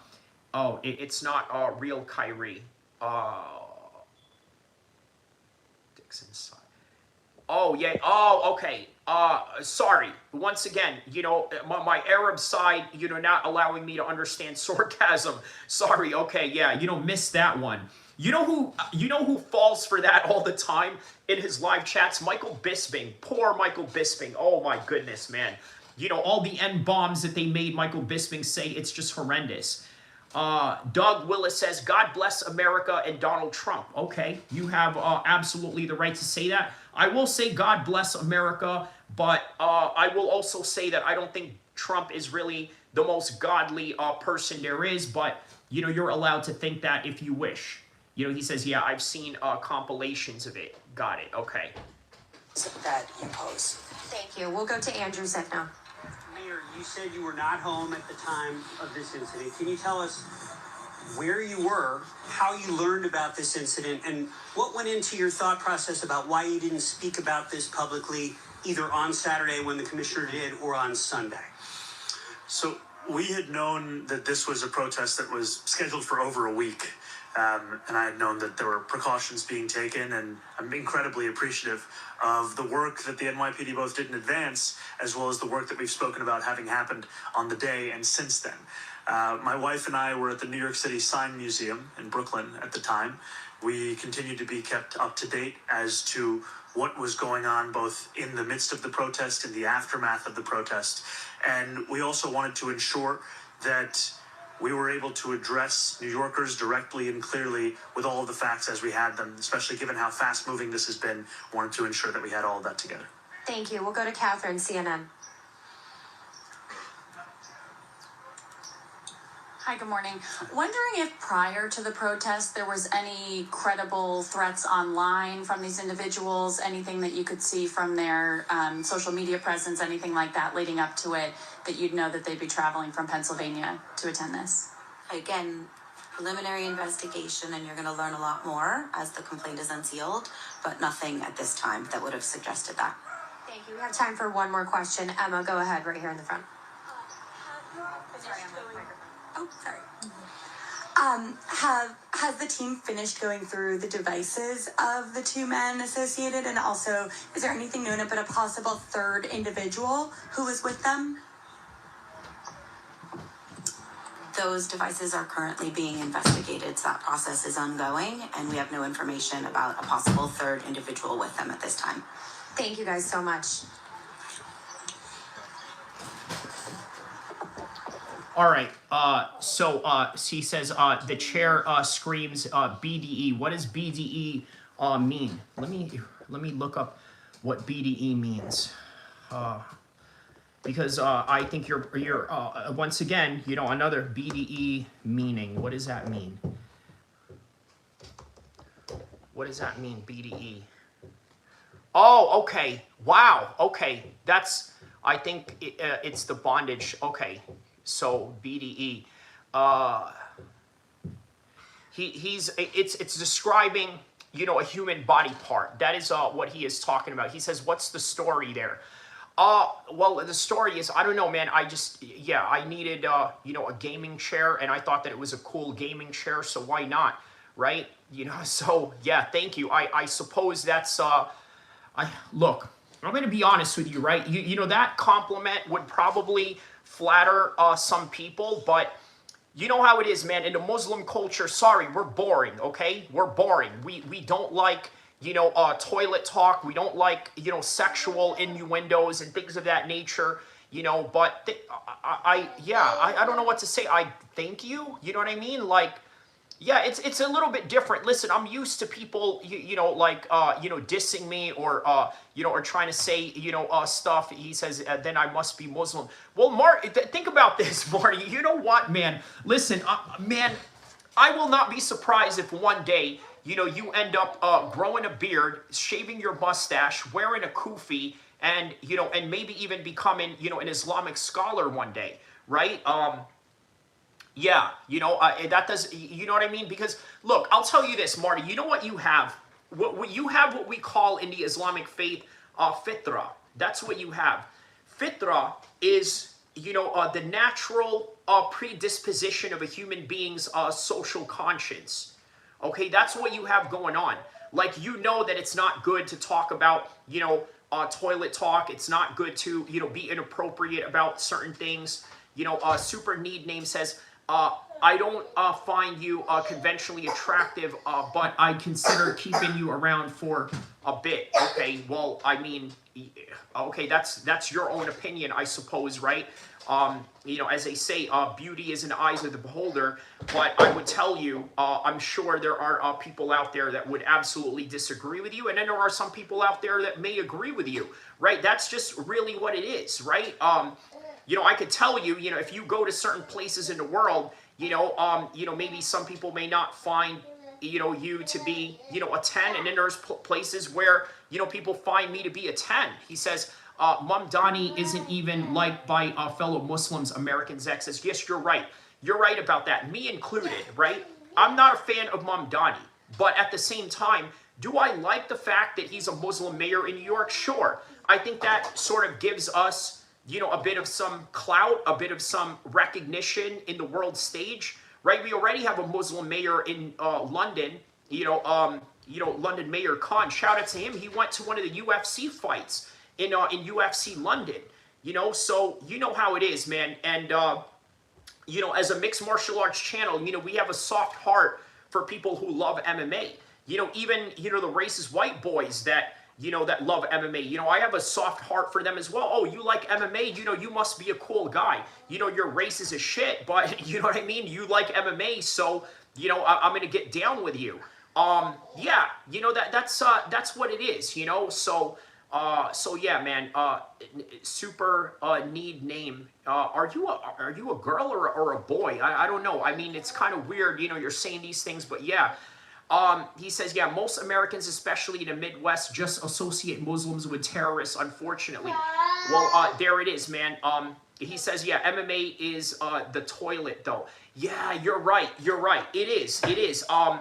But that is why, I try to change, the culture of MMA, right? I try to give a different perspective in MMA. He says, we have a Muslim kid. One of them fights on the team. He was a kicker in high school, and they called him Bomber number 6. Wow, man. Well, I mean, that's the Midwest, bro. Even out here in the West Coast, right? If you were to say something anti-Islamic, right, you would probably find yourself in trouble with non-Muslims, right? You would probably either get beat up by white boys who are sympathetic to Muslims, or, ethnic gang members that are sympathetic to Muslims who are not Muslims themselves, or maybe have Muslims in their family, right? That is what you are going to deal with if you are out in the West Coast. But, in the Midwest, it's a different, culture. It's a different, demographics of people. So naturally, they are going to have, these predisposition ideas. And, and quite frankly, I mean, look at Jake Paul and Logan Paul, right? These guys grew up in Ohio. You're part of the world. Right? But then when they came to California, like myself, coming to California from New Jersey, they entrenched themselves in a completely different culture, assimilated to a different American culture. And not only that, cultivated the American culture through their experience as, California guys. You know what I mean? And so, you look at Jake, Jake Paul employs a lot of black people in his, in his camp. I know this for a fact because obviously, Eric Trilogy is, is a friend of mine who happens to be his personal nutritionist, right? A guy that I've trained with in Team Alpha Male, also a jiu-jitsu black belt, but, one of the best, basically one of the best, nutritionists in the game right now, and I've actually got the experience to sort of feel the skills of his dietitian work through sports performance. So shout outs to Eric Trilogy on that one. All right, so let's see. Let's take a look at what's happening with Jake Lang here. So let's see if there's any audio that we can find on Jake Lang. Let's see here. So, yeah, by the way, Jake Lang got exposed, okay? Hear this, okay? Jake Lang got exposed as a pedo. Going out or working out sounds like you don't feel like much of a man anymore. It's bruh. All right, shout out to Amazing Lucas. We're going to react to Jake Lang, okay? The racist Jake Lang, who, by the way, got caught with some pedo messages towards minors. Oh, my goodness. So, y'all remember that racist Jake Lang, the Jewish guy who's going around harassing Muslim people and black people, said that in front of APEC that he didn't want white Christians to be convinced of becoming inward lovers? Go back, APAC, go back. That's the APAC building right there. White Christian men are not going to sit around while you turn our children into a bunch of lovers. And then when he FO'd, it was actually a black man who saved his life. All right, y'all remember that guy? Well, that guy's back in the news again, and it is he was under investigation, and he was under investigation for messing with, let's just say, not adults. What?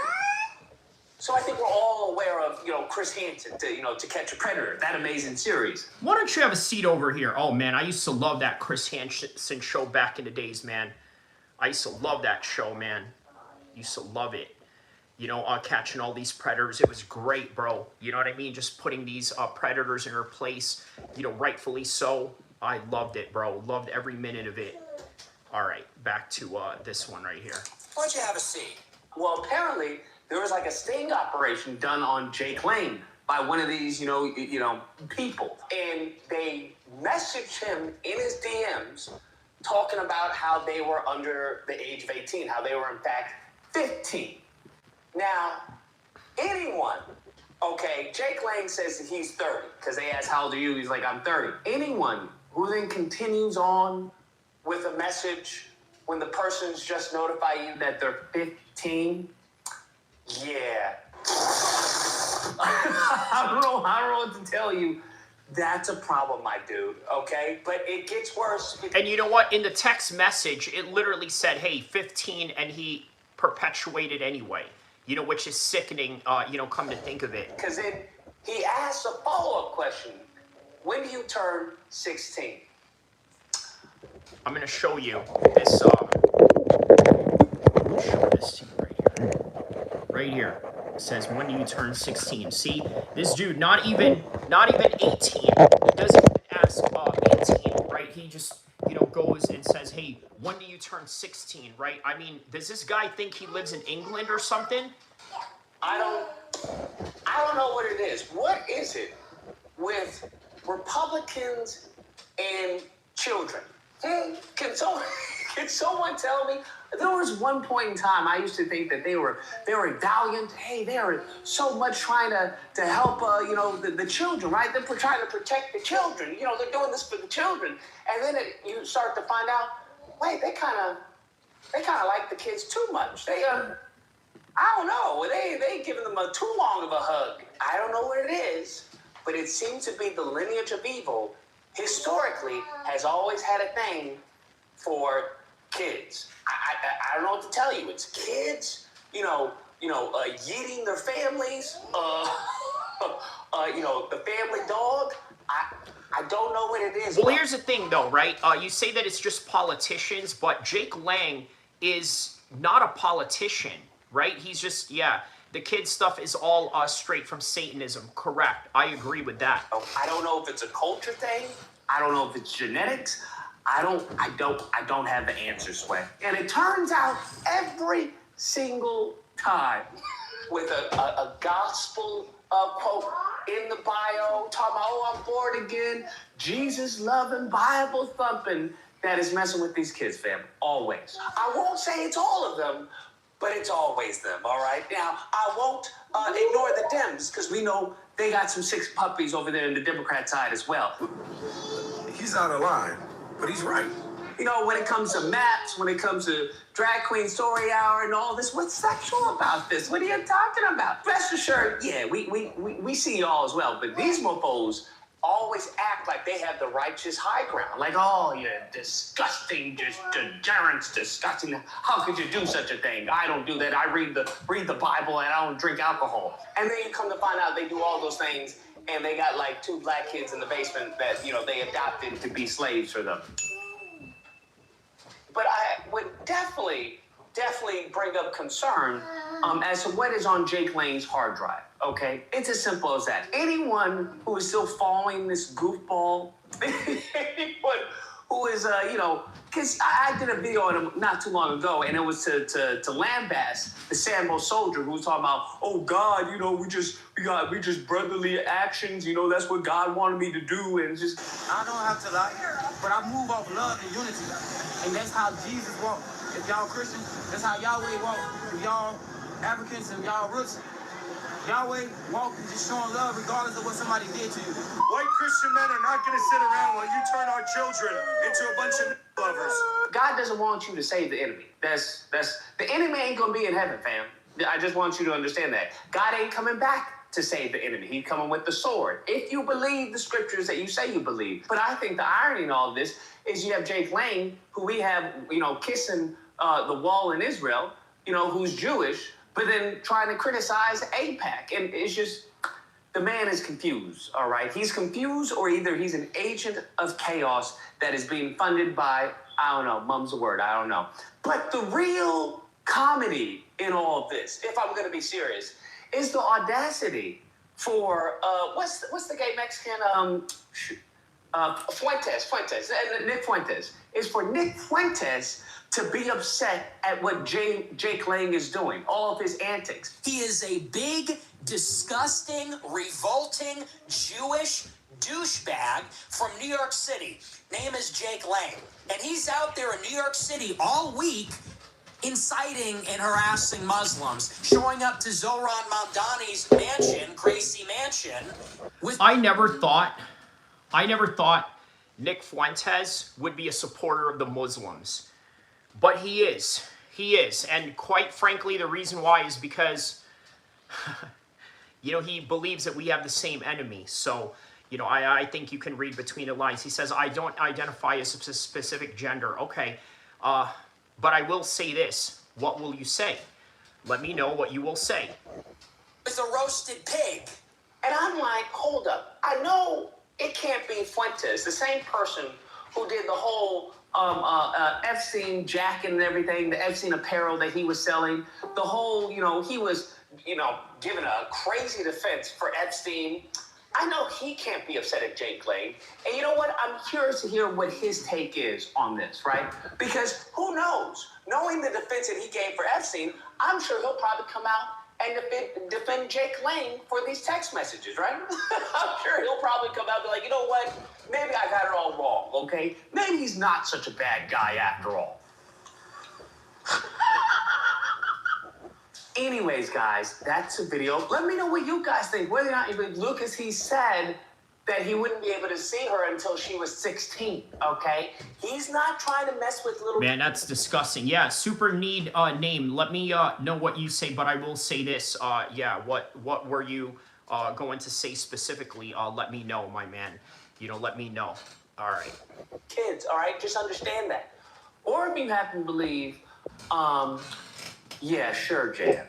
I would say that all those people who justify this or even try to be A-okay with this, oh yeah, for sure. There are going to be Jake Lang supporters that are going to try and justify this or somehow make excuses for it. You know, that's the name of the game. That's just how politics work, right? You know what I mean? Yeah, they're going to make excuses for it. They're going to say, no, it was AI or this and that. I'm like, yeah, fool. You know what I mean? There's no escape in this one.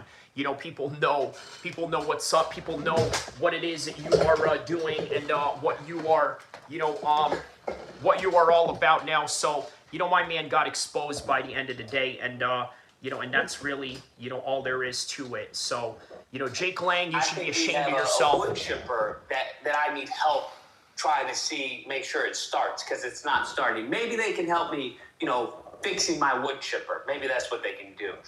If you happen to disagree, you know where to find me. All right, so let's here it is. You've probably seen this dude right here in the news lately. His name is Jake Lang, and he is a cosplay, wannabe, white supremacist, Christian nationalist patriot. And the reality is that he's way more likely to be an operative for a foreign nation over here doing their bidding, much like Epstein was. And speaking of Epstein-like behaviors, Jake Lang has just been exposed. Let me show you exactly what he's been exposed by right here. Let me show you what he was exposed by right here. Let me camera this direction right here. Look at this. In text messages and DMs, fucking with minors. Are you up so late, young lady? How old are you, baby? Unless you are under 18, I don't care. The decoy says, I'm 15 and sends a selfie. And he sends, pause. There it is. Enough said. Your boy Jake Lang is a straight pedo, and there's nothing that you guys can do to defend him to any degree of that capacity whatsoever. He's a straight pedo, and if you support him, then you're a pedophile supporter, and there's nothing more to it than that. Possibly the creepiest message a 30-year-old grown fucking man could send to a 15-year-old. He says, when do you turn 16? I've already seen some absolutely disgusting human beings arguing in the comment section of that video about what's the age of consent law there. It's 18, homie. And also, ew, federal laws supersede state laws, and the feds... Yeah, my man thought he was in England. You know what I mean? I mean, even the British guys, right? You should be ashamed of yourself if you're like of age and then you try to get at 16-year-olds. I know it's legal in your part of the world, but, be ashamed of yourself either way. Say that the person has to be 18 to have any type of sexual conversation over the phone or the internet. Now, I'm not about cancel culture, but I am about public executions. Can we as a society decide that we're all done with Jake Lang? You've probably seen this dude right here in the news lately. His name is Jake Lang, and he is a cosplay, wannabe, white supremacist, Christian nationalist patriot. A cosplay, white supremacist, Christian nationalist. Yeah, I mean, that's who Jake Lang is. He's basically an anti-Muslim, white Christian nationalist who got caught. He says, I don't know who he is either. Well, I mean, apparently he seems to be in the news a lot, so... yeah, and it's not looking good for him. Jake Lang interview, attempted IED device thrown at him at Gracie Mansion. Yeah, look, think about this, right? Those guys that try to attack him with that, I mean, they're known as ISIS supporters, right? But, they try to get at Jake Lang, who's a pedo. He says, LOL, that tracks. Yup. He says, hi, sir, how often do you trim your... Yeah, what a dumb question. What a dumb question. Be ashamed of yourself, okay? Be ashamed of yourself. I'm sure your children are probably ashamed of you. He says, yeah. I mean, why would you even ask me that? Why would you even ask me that? Really pathetic of you to ask me that. But okay, all right. Says, yeah, at least he was polite. Yeah, right, polite. I don't know what is polite about asking me about, bushes, right? And we're not talking about the two presidents either. So I don't know what is so polite about that, man. Talking about bushes and all of that.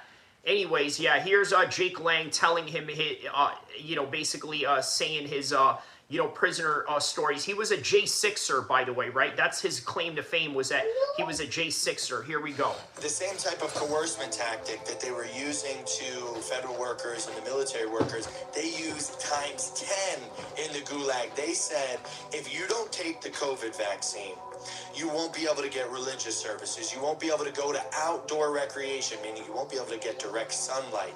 You won't be able to go to the law library. And most egregiously, you will not be able to get in-person visits with your family. Do you bend the knee? Do you compromise your integrity? Or do you say, no matter what, you can kill me where I stand. I won't take this experimental, deadly poison. Me and 90% of the Jan 6ers, we refused to. Guess what they did to us? They closed us in a cell for 14 days straight. A shower every 3 days. No phone calls. It was madness. I mean, I have a lot of patience. Victory says, I knew women that they wouldn't let see their norm child unless they got vax. He says, sir, calm down, spread positivity, trim. I do trim something, right? I definitely trim the top, so there is something that I trim there. Oh, yeah. You know what? Here's the thing, right? Yeah, look, I know a lot of people that have taken the vaccines. They seem fine. But I know a lot of people that haven't taken vaccines. They seem fine as well. I don't know. I don't have a strong opinion on it either way, is what I'm saying, right? Not a really strong opinion about it, but yeah. You learn a lot of patience in these situations, but on like day 10, I started kicking my door hardcore. You brace both hands on the side of the concrete, and you use your heel, and you kick it like a mule kick. And I actually had broken the door. They actually had to come with the maintenance crew to be able to get me out of my cell because I kicked it so that the hinge broke and they couldn't open the door. It was a whole thing, but that's the kind of energy it takes, America. Sometimes you gotta fight. Yeah, that's the kind of energy that it takes, America. I'm so strong. Yeah, I'm a white nationalist. Yeah, F Muslims. Haha. But I'll never fight a Muslim in person because I can't wrestle. Sometimes you gotta make a stand. Sometimes you can't back. Yo, listen, I can't stand these, cosplay, trad West dudes. I really can't, right? MMA Guru is one of them. Oh, I'm so trad. I'm so Chad. I'm a Chad. Yet I can't even have a kid. You know what I mean? Like, I can't stand dudes like that. Look, I'm going to say this straight out, right? I hate people like you. Okay, I hate people like you. I know that we're not supposed to hate people or this and that. No, I'm going to say it. I hate people like you. I absolutely hate people like you. He says, myself, what are you saying here, Chad? Chad, he says, bro, you're a goofy. You're the one who's a goofy calling yourself Jesus Christ. You know, I'm going to get rid of you because let's just say this, right? So you're saying that I'm a goofy, right? Well, guess what? There's a lot of people out there that are goofballs as well. Okay, there's a lot of people out there that are goofballs as well, and they can relate to that. But here's the thing. I'm a better goofball than you. I'm more athletic than you. I have more money than you. I live better than you. You're a bum. You don't even have a real name, first and foremost. Let's just do this, right? You don't have $5,000 in your bank account. You got your check engine lights on. On top of that, you got underlying health issues, which you cannot do anything about because you don't have health insurance. And then on top of that, you got your debt high up to the ceiling, which will only perpetuate your underlying health issues because of the fact that, hey, you know what? You can't do anything about your bills. Your stress is going to be at a high level. Your cortisol is going to be right up here. So then you're going to get even fatter. You're going to get even worse with your health. And then you can't do anything about it. And you name yourself Jesus Christ, peace be upon him, which, by the way, you're an absolute fraud. And you don't want to show yourself. You don't want to show your face because you're an idiot. Boom, there it is. No $5,000, check engine lights on, underlying health issues, health declining, and, underlying health issues right up to the ceiling, and that's the reality of your life. You're an idiot. You can call me a goofball all you want. You're the one that's coming on my page, by the way, helping me become an internet legend. You understand that?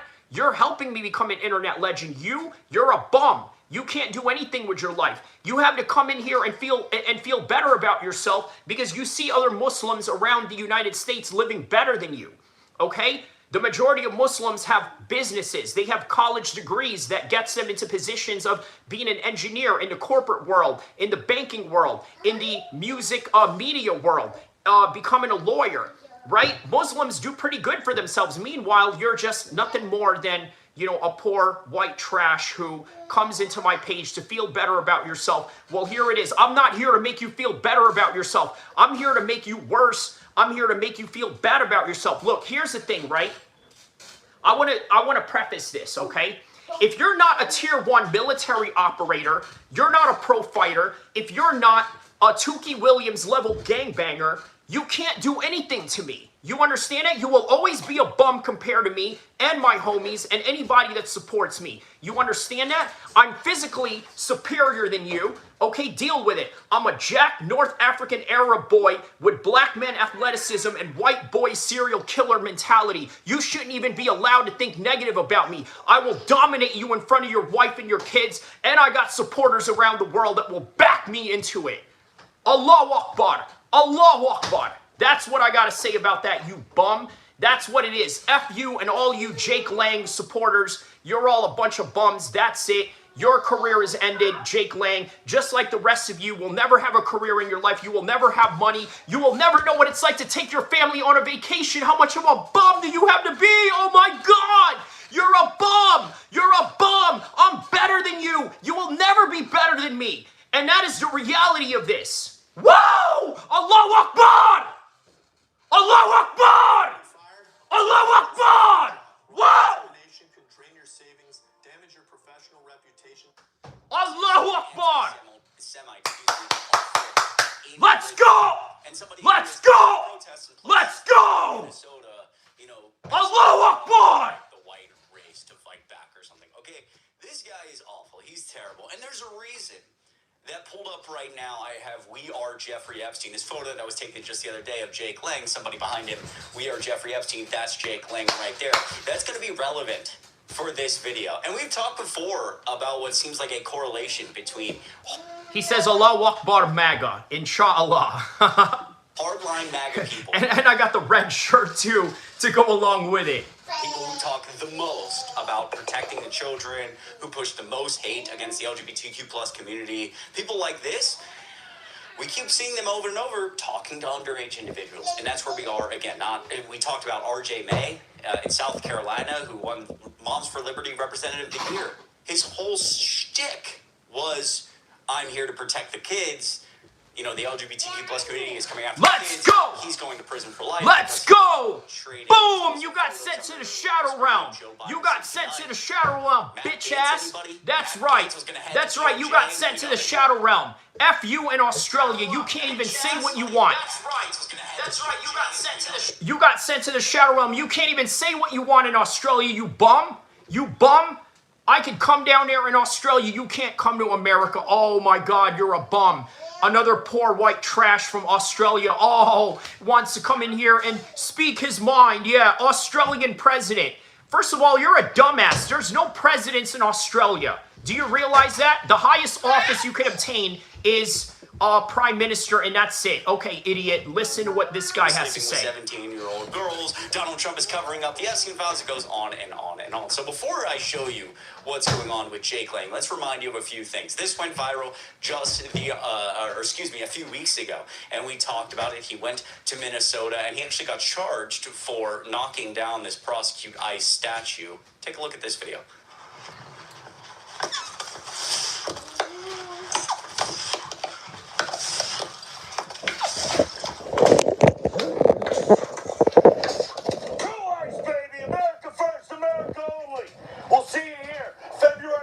Saturday, 12 noon, outside the Minnesota State Capitol. So again, Jake Lang being charged for that vandalism, and you see Jake Lang here. Look. What did my man here says? What do you think about Ngannou and Felipe? I think this Netflix RAF Jake Paul type of promotion fights are going to take over UFC soon. That's going to be, you know what? That's going to be a very difficult task for anybody to, really take over UFC soon. I mean, look, you got to understand the UFC is a machine, right? It's going to be very difficult to do that, in my humble opinion. Very difficult. Just saying. He says, Victory, I won't let me type that, what you said about white people. I tried several different ways and it deletes. Hey, man, that's, well, yeah, I wasn't going to ask what you're going to say because they'll probably delete it anyway, but yeah. He says, well, for established fighters, I guess. Yes, it's a good second option, but man, the UFC will always be number one. Look how cute he is. He's playing dress up in his little camo costume that he got from Walmart or wherever he got it from. This was Jake Lang the other day. If you heard about some of the events in New York City recently, he hosted what was called a, quote, anti-Muslim protest in New York City. I mean, this is just an awful individual, and he pulled up in this U-Haul doing this.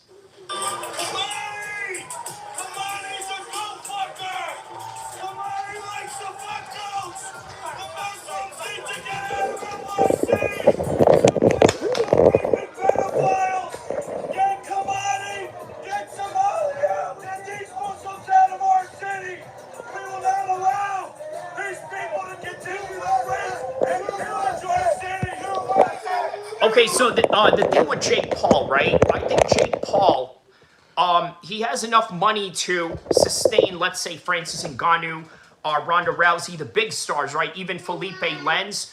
But to have an organization like the UFC, I think that would be extremely difficult for him to, you know, sort of obtain something like that.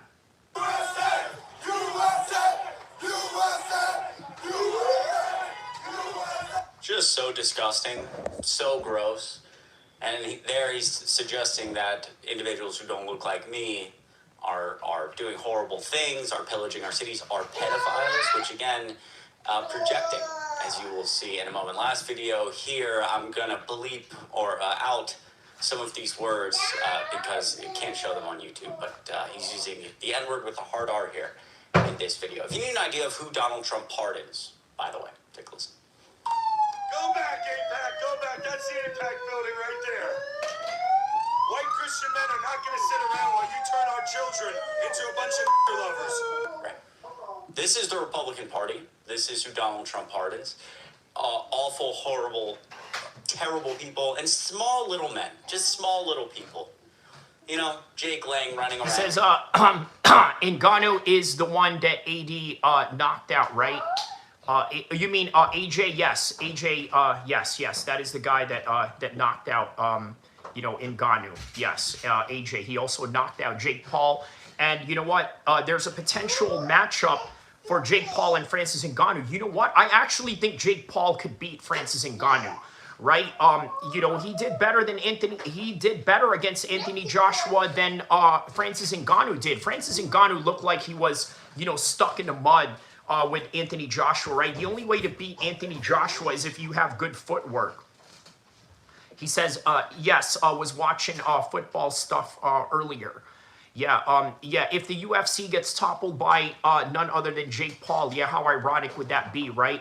Yeah, you know, like I said, you know, Jake Paul has a limited amount of funds, but at the same time, you know, there will always be a number two.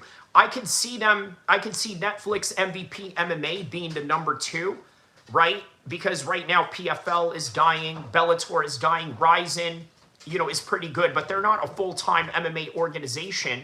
You know, in fact, they're almost kind of, you know, pulling back from MMA and kind of focusing on Muay Thai a little bit. Down in these little costumes, like a small little guy. Well, let's figure out what's going on with Jake Lang. Because today has been a whirlwind for this guy, going viral with text messages. Take it away. Are you drowning in payday loan debt? Have you taken up? Yup, a lot of you are drowning in debt, and I keep reminding you of that. So that is why these commercials are popping up here with debt, because a lot of you are in debt, and then you. Yeah, he says that's because Jake ran for 5 rounds. LOL. Yeah. Look. Imagine if Ngannou did that, right? He would have opened up more shots for himself, right? A potential to, you know, knock him out based on the fact that, you know, hey, look, if you move around, you create angles, you can create openings for yourself. 1976, tons of shit. Yesterday, he was driving around my city for some reason, humping a goat in the back of a van. I wish I was kidding. That's exactly what this weird fuck was doing. Jake's not interested in goats. As it turns out, he's interested in young underage women. A friend of mine, Arlen, aka the Zerg, does underage things. Turns out Jake Lang was stupid enough to give him his number and creepy enough to interact with him, thinking that he was a 15-year-old girl. Started working on this back in November when they followed Jake Lang's account. Jake Lang reached out and said, "You coming to my next protest in Texas?" Jake immediately goes for the phone number. Now I want to make it apparent that these profiles are very clearly belonging to high school students. I obviously can't show you the profile because that would blow the entire operation, but they always have some sort of high school and some care back to being in high school. Yo, man, Jake gives white boys with names Jake a bad name, okay? I'm so sorry for all the white boys named Jake because Jake Lang just gave you all a bad name. All right, there's Jake Shields, there's Jake Paul. Jake Paul is pretty cool. Jake Shields is more than cool. And then there's Jake Lang, the pedo wannabe trad guy who is no different than MMA Guru, another fake trad guy who doesn't have children. Oh, I'm so based. Look at me. I'm MMA Guru. I'm so based, guys. I'm so based. Yeah, but yet I can't produce children. Oh, I love the West. I love my English heritage, but I can't find an English girl to marry me. Says MMA Guru. He says, I've always thought Francis was overrated. He's a one-trick pony with zero technique. Facts. You know what? He reminds me of Conor McGregor, the heavyweight version of Conor McGregor, right? Although he did improve his wrestling. Over the years, he did improve his wrestling. That is one thing that you can say about Francis Ngannou. He has improved his wrestling, and as a result of that, he was able to basically, you know, enhance his mixed martial arts game. So yeah, you know, but you're right. I agree. He is a bit overrated. It gets worse. Jake insisted to move it to text message conversation. He said, I have too many DMs. Text only, sweetie. Decoy gives phone number in this message. Jake gets chatty. How old are you? All right, guys, I'm going to get back to the Jake Lang thing because I love nothing more than humiliating this guy. But let's get to some UFC talk, right? Obviously, there's some UFC going on this week. It's going to be Lemos versus my boy Josh Emmett, man. Shout out to Josh Emmett, Sacramento's own Josh Emmett right here. Okay, so this is the matchups that we got going on this week right here. Okay, so Josh Emmett versus Kevin Vallejos. Okay, so what do we have here for Josh Emmett? Man, now 41 years old. Man, how you know how time has passed. Man, now taking on the young guns of the 145 division. Now, obviously, I know a lot about Josh Emmett. I've been around Josh Emmett. Me and my homies have been around Josh Emmett. You know, he trains out here in Sacramento, right? Josh Emmett at one point said that he wanted to be a cop. You know, thank God he did not take that route, okay? Because I would not want to face Josh Emmett, you know, across, you know, the streets. You know, if let's say I was in some kind of street altercation and I had to deal with a guy like that, right? Thank God that he's on my side as, you know, as a fellow Sacramento fighter. So shout out to him on that. Rich said, but if the trick works, it works. Correct, right? It worked for Francis Ngannou just as it worked for Conor McGregor for a while. Rich says, what is it with white dudes renting moving vans for weird protest stuff? Is that a thing? I don't know. Yeah, I mean, I didn't know that was a trend for white dudes, but okay, you know, I guess. Yeah, I would have never guessed that that was a thing, but yeah, you know, elaborate more on that if you will, please. Okay, so Kevin Vallejos, who is this guy, right? Let's see here. When is this fight night going to be? This fight night is going to be on March 14th. Okay, so let's just put this on the description below right here, right? 2 hours into the stream, and you know, fight night preview, March 14th, 2026. Okay, so there we go. All right. Okay, now back to this right here. Okay, so Kevin Vallejos. Let's take a look at where Kevin Vallejos has been in his whole entire career. Have you guys heard of this guy in any way, right? El Chino is his name, right? Let's take a look at his Topology page right here. 17-1 regarding the flag. He's from Argentina. So, okay, we got the Argentinian flag. Wow, okay, so he beat Giga Chikadze. That's a big name for him to win. Danny Silva, that's a big name for him to win. Soon Young Choi. Wow, man. Okay, so this dude is been on a hot streak. Dude, I don't know, man. You know, I don't know, dude. You know, I don't like this matchup for Josh Emmett, to be quite honest with you. I don't like this matchup at all. Let's see here. So yeah, he's got some pretty good wins, man. He's got some pretty good wins. knockout, ground and pound, knockout, overhand right, a rear naked choke back in the regionals. All right, so, all right, man. You know, interesting matchup. Connor Sillers, BJJ, says the difference, though, is that Connor was actually very technical and skilled. Francis just whiffed sloppy overhand shots, zero. Yes, yes, you know what? That is a good point, Connor. Okay, Conor McGregor, you know, on the other hand, you know, honestly, he has a lot more technique than, you know, than, let's say, Francis Ngannou. That is true. There is a lot more technique to that. So moving on, we got Amanda Lemos taking on Julian Roberts. All right, so let's take a look at where Amanda Lemos has been in her career. Recent fight was against Tatiana Suarez. Unanimous decision loss, got out-wrestled. Yasmin Lucindo wins a submission, gets a submission over Verna Gendabara. That's not a bad win. Actually, has a win over Mackenzie Dern. Okay, so Amanda Lemos has a win over Mackenzie Dern. So this is an interesting matchup. Has a win over the current champ, Jillian Roberts. Okay, let's check out Jillian Roberts right here. So Jillian Roberts, we got 1, 2, 3, 4 fight winning streak right now. So this is a very interesting matchup, right? You got Lemos, who has a win over the champ, and then you got a fighter here with a 4 fight winning streak. I think I'm going to go with Amanda Lemos by unanimous decision on this one. Yeah, that's where I'm going to go with this one right here. Unanimous decision for Amanda Lemos. And yeah, that's my official prediction on that one.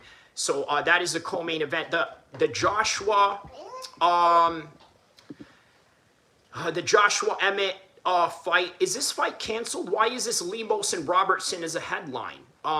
I don't know what's up with that, right? This is classified as Amanda Lemos and Robertson, but I don't know. Okay, Ion Cutelaba. Ooh, you know it's always fun to see Cutelaba fight, right? I'm going to probably go with Omar Sy on this one, just based on the fact that Omar Sy is the up-and-coming, you know, prospect. And whenever you have an up-and-coming prospect like that, you know that they are setting him up to win, right? Ion Cutelaba has now become, like, let's say, the quintessential, I wouldn't say journeyman, but I would say maybe the quintessential gatekeeper, right? I think that's the best way to kind of describe him, right? He is the quintessential gatekeeper of this division right now. Obviously, he fought and had that series going on with Magomed, right? Connor says, when you're 6'4", 260, built like a tank, running forward, swinging haymakers like that seems to work, though, I guess. Yes, I think certain attributes, right?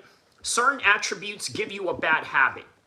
Okay, I think that's the best way to really put it. Certain attributes give you a bad habit. I think being as, you know, athletic and as strong as Francis Ngannou is, I think that gave him, you know, real bad habits in the long run. You know, it gave him real bad habits in the long run, and I think that's the reason why he, you know, he sort of has, you know, these technical deficiencies. But okay, let's get back to let's take a look at where Omar Sy has been in his career. Okay, so 6'4", 205, 12-1, very impressive record. Very impressive record right here. Has lost to Alonzo Menfield. That was his only loss. Okay. So yeah, I think I'm going to go with him by unanimous decision on this one. Ion Cutelaba. Let's take a look at where his career has been recently. Right, almost like a journeyman record. Right, but this is actually quite typical in the world of MMA. A record like this, Modestas Bukauskas, you know, split decision. Arm triangle against Ibu Aslan. Ivan Erslan split decision. Felipe Lenz. Wow, he actually lost to Felipe Lenz. How about that? This is the guy that Francis Ngannou is going to fight, right? So yeah, Omar Sy by unanimous decision. All right, next one. Next matchup right here.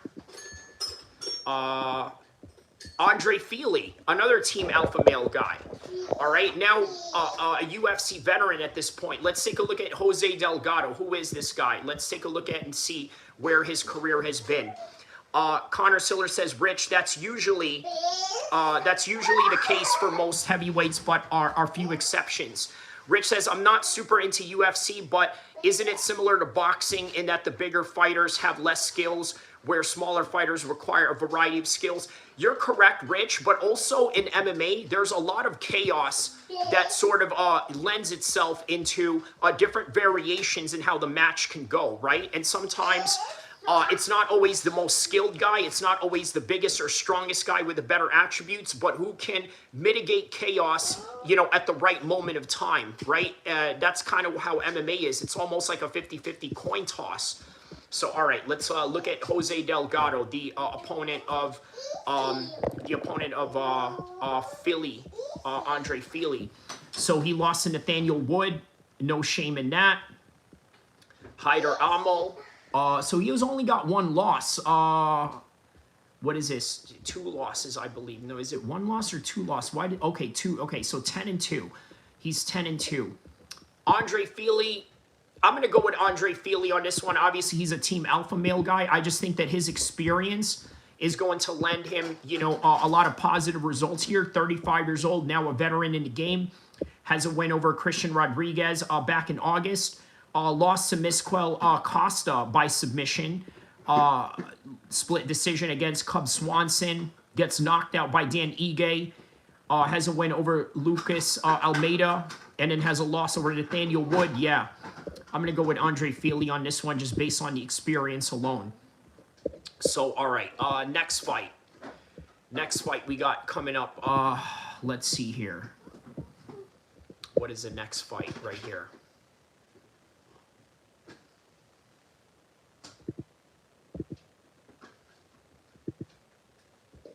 All right, next fight. The next fight is Marwan versus Hardwick. Undefeated Marwan Ricky. Let's see where this guy has been right here. Marwan Ricky. Okay, Tapology. Let's take a look at his Tapology page. Yeah, this is the hardcore MMA hour right here, right? No more political BS, you know, just straight into MMA, the sport that we love. Australian fighter, Marwan Ricky. 7-0. 1-0 in his Contender Series. So this is his UFC debut. Okay, taking on Hardwick. Before that, these are some of the wins that he has. A lot of finishes here. 1 guillotine win. Body shot. So this guy's a bit of a striker. You know, lost his last amateur bouts. You know, almost really doesn't matter, right? Goes into the pros, you know, gets a good win out of that. All right, let's take a look at his opponent. Okay? Let's take a look at his opponent now.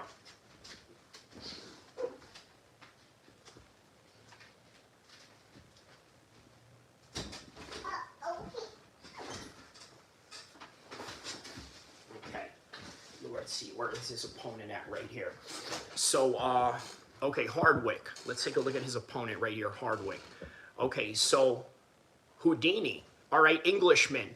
13-4-1. He should have been in the London card the following week. By the way, I'm pretty excited for that card too, right? You know, I'm probably going to do an early prediction show for that one. That's going to be a big London Fight Night card right there. All right, so he's won in Bellator. Lost his UFC debut. I'm going to go with Marwan. I'm going to go with Marwan. How is he going to win this one? I think Marwan knocks him out. I'm going to go with a knockout first or second round. So that's going to be my official prediction for that one. All right, so next fight coming up.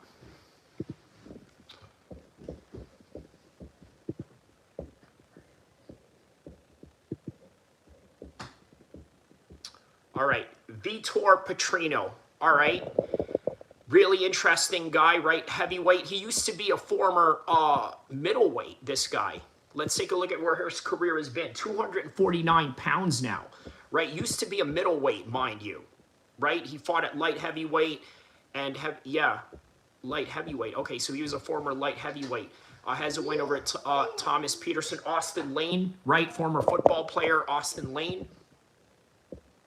And his opponent, Stephen Aspond. Let's take a look at where Aspond has been in his career. Let's see here. Yeah, guys, hit the like button. I need one more like to make it 10. Otherwise, you're just a hater. All right, so, okay. Sean Ashroff has a win over him. Yeah, I'm going to go with Vitor Petrino on this one. I'm going to go with Vitor Petrino. I think he knocks him out in the first or second round. No, let's go with a bold prediction. First round knockout by Vitor Petrino on this one. That's the official prediction for this one. All right, next one coming up. The next one coming up. Okay, so that's all for the main card. Now the prelims. Let's get to the prelims. All right, all the way down, we're going to start with Pereira Rodriguez versus Sam Hughes. Obviously, no, not very big names, but let's take a look at where they have been in their career trajectory so far. So Pereira Rodriguez, okay? Pereira Rodriguez.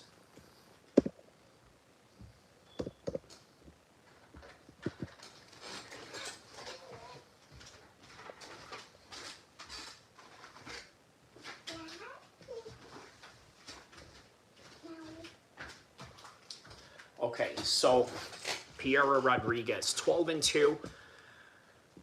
Looks like someone from Venezuela. Okay, so a Venezuelan fighter we got in our hands right here. All right, 4 wins in the UFC, 2 losses. So 4-2 in the UFC. Has a win over Caitlin Souza, Josephine Kunz. Loses by intentional headbutt. So that was a DQ. Okay, she has a DQ loss. Got submitted by Jillian Roberts. Obviously, that's the reason why Jillian Roberts is in the co-main event. Her opponent. Let's take a look at her opponent. Sam Hughes. Okay. Both 33 years old. So we got ourselves 2 veterans right here. Sam Hughes. Let's see here. Female fight. Who cares? I know, but you know, just for the sake of yeah. Let's 115. Okay. 3-fight win streak. Okay, has a win over Victoria Duvakova. I'm gonna go with her. Yeah, I think she wins by submission on this one. Yeah, Sam Hughes wins with a submission on this one. So all right, moving on. Let's see here. Moving on to the card here. Boop, boop, boop, boop, boop. Okay.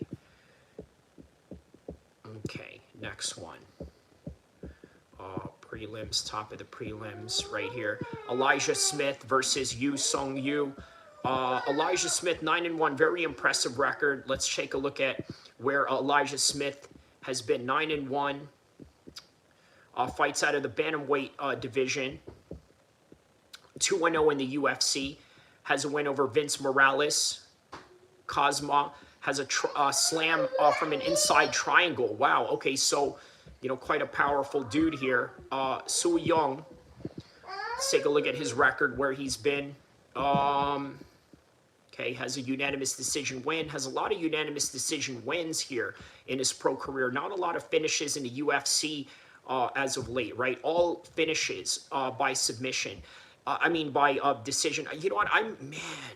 This is a tough one, man. I may have to go with him on this one right here, by decision, right? It just seems like, you know, he's prone to, you know, winning by decision. I don't see how this one is going to end any differently. So decision win on that one.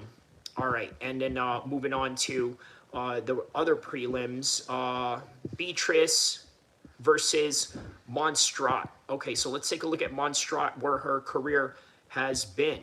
Okay, so 7-1, 2-1 in the UFC.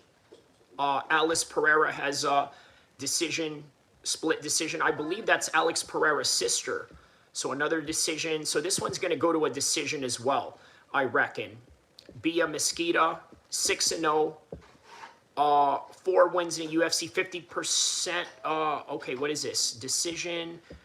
Rear naked choke punches. Yeah, I'm going to go with her on the finish. I think she gets a finish on this one right here. So, all right, next fight. Yeah, right. Who cares about the female fights, right? You know what I mean? But I agree. Not the most exciting fights, but sometimes you never know. El-Kheer versus Souza. Let's take a look at where Souza's been in his career. 13-1, Brazilian fighter. Christian Perez, knockout win, unanimous decision. Loses to a decision. Now let's take a look at El-Kheer. El-Kheer, the Zulu Warrior. All right, 10-3. Coming off of a loss, elbow mount. I think he gets finished in this fight as well. Guillotine choke. Also his other loss before that. I think he gets, well, depending on the type of wins this opponent. Yeah, I think he gets knocked out in this fight. I could see him knocking this guy out. I'm going to go with Souza by knockout. Third round knockout. Third round knockout on this one. Next fight.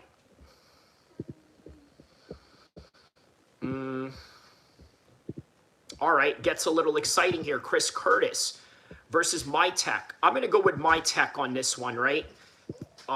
You can't go wrong with these Kazakhstani guys, right? These, well, I think he's from Kyrgyzstan, actually, but you can't go with the stands, right? Has a win over Jack Hermanson. Yeah, it's over. It's over for Chris Curtis. Chris Curtis is going to get punished in this one. I'm going with this guy, right? But let's take a look at where Chris Curtis has been in his career, just so we can get, you know, a bit of some perspectives here. Chris Curtis, let's see here. Coming off of a win against Max Griffin, barely won that one. Gets knocked out by Roman Kopylov, split decision with Brendan Allen. I think My Tech is going to win this one by decision. Chris Curtis, even though he's been finished, it's very difficult to finish him, right? So, something to think about right there. You know what I mean? A bit of some finish there. So,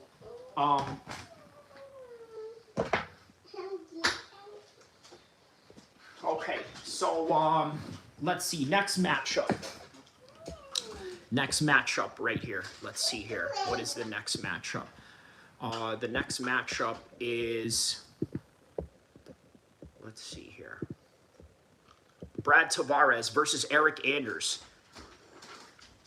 Victory says, do kids have Ramadan? No, not until you're 12 or 13, where, you know, you're kind of, you know, mature enough physically to, you know, to do them. So, okay, so Brad Tavares. This is a pretty good fight. I'm actually pretty excited for this fight. This is one of those fights where you get excited for in the, you know, main event. He says, makes sense, the age of accountability. Right.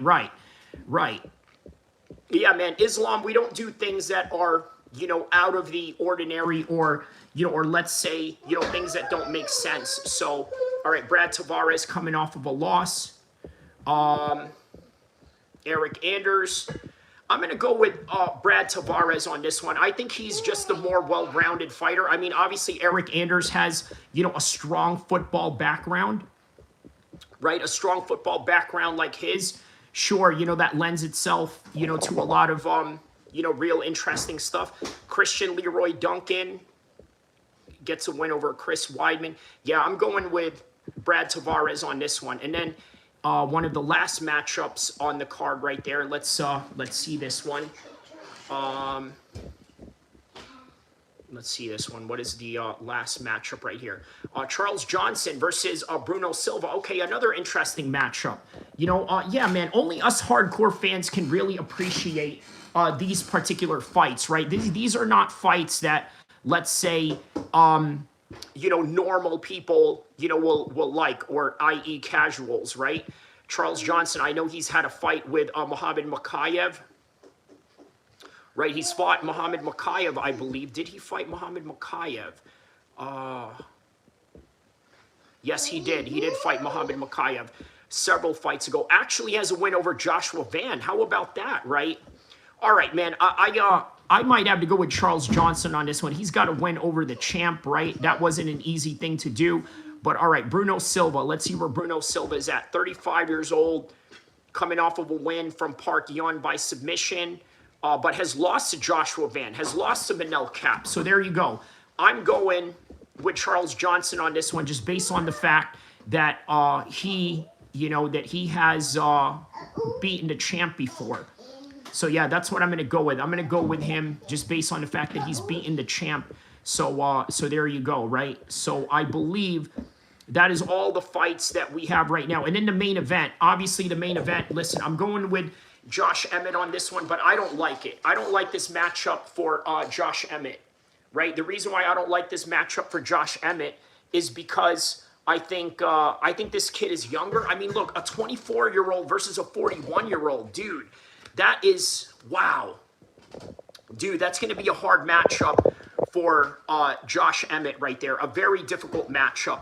I can't see how he's going to win this one, honestly. I don't know how Josh is. I love Josh, bro, but you know what, man? I would not ask him to take this fight. But hey, listen, sometimes the veterans, will surprise us, right? So you never know. You never know. But once again, I don't like it. I don't like it at all, man. So I don't like it at all. All right, guys. So listen, I made a video 1 month ago. This is on my members only stream, okay? I made a video about Conor McGregor being banned from the White House. This is on my members only videos, right? I'm continuing to do members only videos. And a few times I'm going to show them on my stream just to kind of give you guys an idea of what kind of members only stuff that I do. So I need you guys to check out this video right here. And I think you guys are thoroughly going to enjoy it because this was a month ago. As I predicted, Conor McGregor will not be at the White House. So here we go. Due to the fact that he had some serious injuries to which he really had to take an on juice. Due to the fact that he had some serious injuries to which he really had to take anabolic steroids in order for him to get his leg back in order. If you guys remember from the Dustin Poirier fight, which, by the way... I'll be right back, guys. Enjoy this members-only exclusive video, only seen on my members only. I mean, it looked so horrible the way that his leg bent back, right? It just looked really bad. On top Conor, right? Because I know you don't love the guy on a personal side, but they're talking about might not be any sponsors at the White House, might not be any crowd at the White House, and how are they going to be able to pay him what he wants without pay-per-view either? Honestly, I don't think it I don't think the UFC need Conor at the White House. Honestly, no, I don't think they do because how are they going to monetize their money? You know what I'm saying? Out of Dana does whatever. I'm not the matchmaker. Dana's going to do whatever he wants. He want to have the biggest card that I'm sure will be the biggest card. But I'm just telling you, he can put Islam Makhachev in there in the White House. He can put Justin Gaethje in there. He can put John Jones and Alex Pereira in there. He can put Kayla if she's healthy back there. He can have an amazing card. Yeah. You can have put Ilya in there, but also you're gonna have to think about the rest of the year.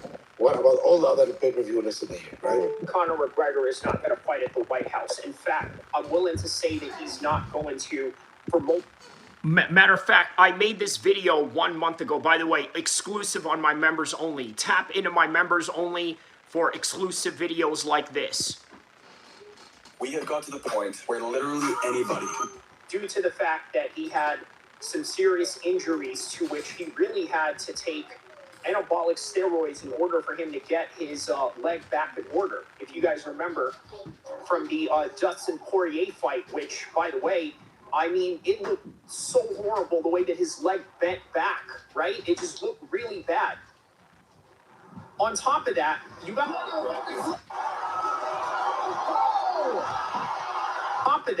you got to understand, Conor McGregor also takes a lot of recreational drugs. So as a result of that, passing a drug test, there's only so much the drug testing agency that the UFC has employed can do. There's only so much cover-up that they can do. So these are the two top reasons why he's not going to fight at the White House. Another reason you need to understand is that Conor McGregor is in a situation of his life right now where he is just way too comfortable. Now, I want to be very clear. This video is not definitive, even though the title or the thumbnail may have a little bit of some clickbaity type of attraction to it. I need you to understand there is still a chance that he can fight, because by the end of the day, he is highly motivated for a historical event like this, and who wouldn't be? When you're a fighter, this is literally some of the things that you dream of. Most guys that grew up, let's say, in England, boxing, or anywhere else in the world outside of the United States, their biggest dream is basically to fight in Las Vegas or Madison Square Garden, or nowadays with the rise of Carl Froch and Anthony Joshua and the trend that they started, $80,000 in Wembley Stadium, right? Those are the top three places in the world that you'd want to fight at, and not to mention the Middle East as well, with the money that they're putting up for combat sports. So this is the pinnacle of everything that you work for, the Super Bowl, the WrestleMania. Yes, he's going to be highly motivated. The problem is, what kind of Conor McGregor are you going to expect when you see him in there? You want to know what I think? This is the type of Conor McGregor I think you're going to expect. A guy who is a shell of himself, and not only that, was literally forcing himself to be there in a situation that he, quite frankly, doesn't deserve or is not capable of doing so. But by the end of the day, if you are sleeping in a position like this, you got to understand something, which brings me to the next segment of the UFC, right? It's no longer a meritocracy. It is no longer a meritocracy. The reason why is because they need to have entertainment. They need to have big names. Conor McGregor being put back in there is just nothing more than a cash cow for the UFC to bring him back and to say, hey, look, we got a product right here that you guys can look at and say, hey, check this out. Here's our little puppet right here being strung along, sort of like Joe Biden, right? At the end of Joe Biden's political career, he was a shell of himself. They literally just brought him back because he was an established name in Washington, D.C., and they're like, you know what, we need to have this guy around, until they just could no longer do anything to him anymore, until they can no longer cover up. And this is literally Conor McGregor in a nutshell. He is the Joe Biden of the UFC. You understand? Conor McGregor is the Joe Biden of the UFC, and that is insane to say, but it is so true. Which is why I'm telling you that UFC is no longer a meritocracy. So the fact that the UFC is no longer a meritocracy, I need you to understand this.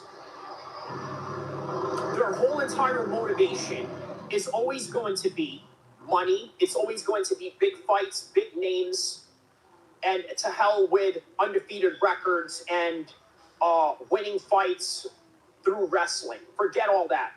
What they want is pure entertainment violence. That is something that Conor McGregor can bring because he still has a name, but we don't know if he has the violence in Paddy Pimblett. They want this guy to win. They need this guy to win. You want to know why they want this guy to win and they need this guy to win? Because he is the next cash cow with the UFC once Conor McGregor is no longer available and is completely expired from the game in terms of his ability to perform at the highest level. So they need Paddy Pimblett. They need a person like this to replace Conor McGregor, who, by the way, has a little bit of a Conor McGregor personality in him a little bit. He's Irish, at least has an Irish name, but he's not from Ireland. He lives in Liverpool, which is historically an Irish town full of Irish immigrants, migrated from Dublin all the way to Liverpool. And even Conor McGregor himself will tell you that his family has ties to that place. And on top of that, has even had ties to, let's say, having a little bit of some scandals in that part of the world, if you remember. You just standing outside and you hear the big fucking smash of like glasses and that. And then he ran out with his bodyguards and was like, yeah, get me out of here now. And he's like pulling at the car handle, trying to get the car open. and he just fucking span off me. But I spoke to a laddie when I was in there. Been in the toilet for like 35 minutes in the women's one. So I reckon he's been fucking smashing someone in the women's.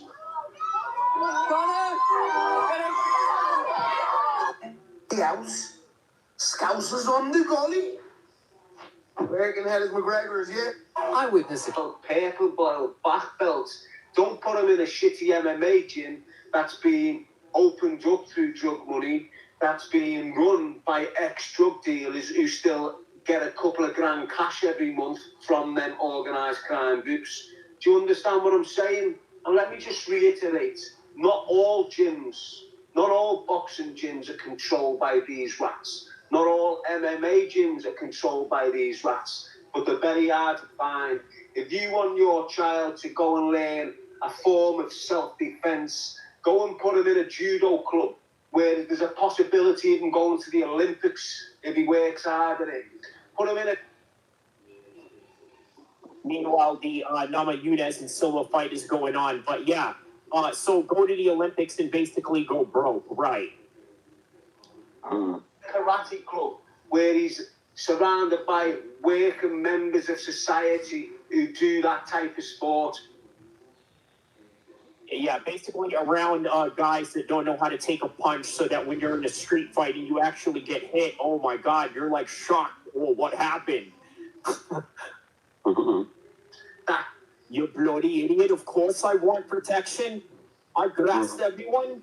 No one's going to have me back. What am I supposed to do? Of course I want protection. Are you fucking insane, lad?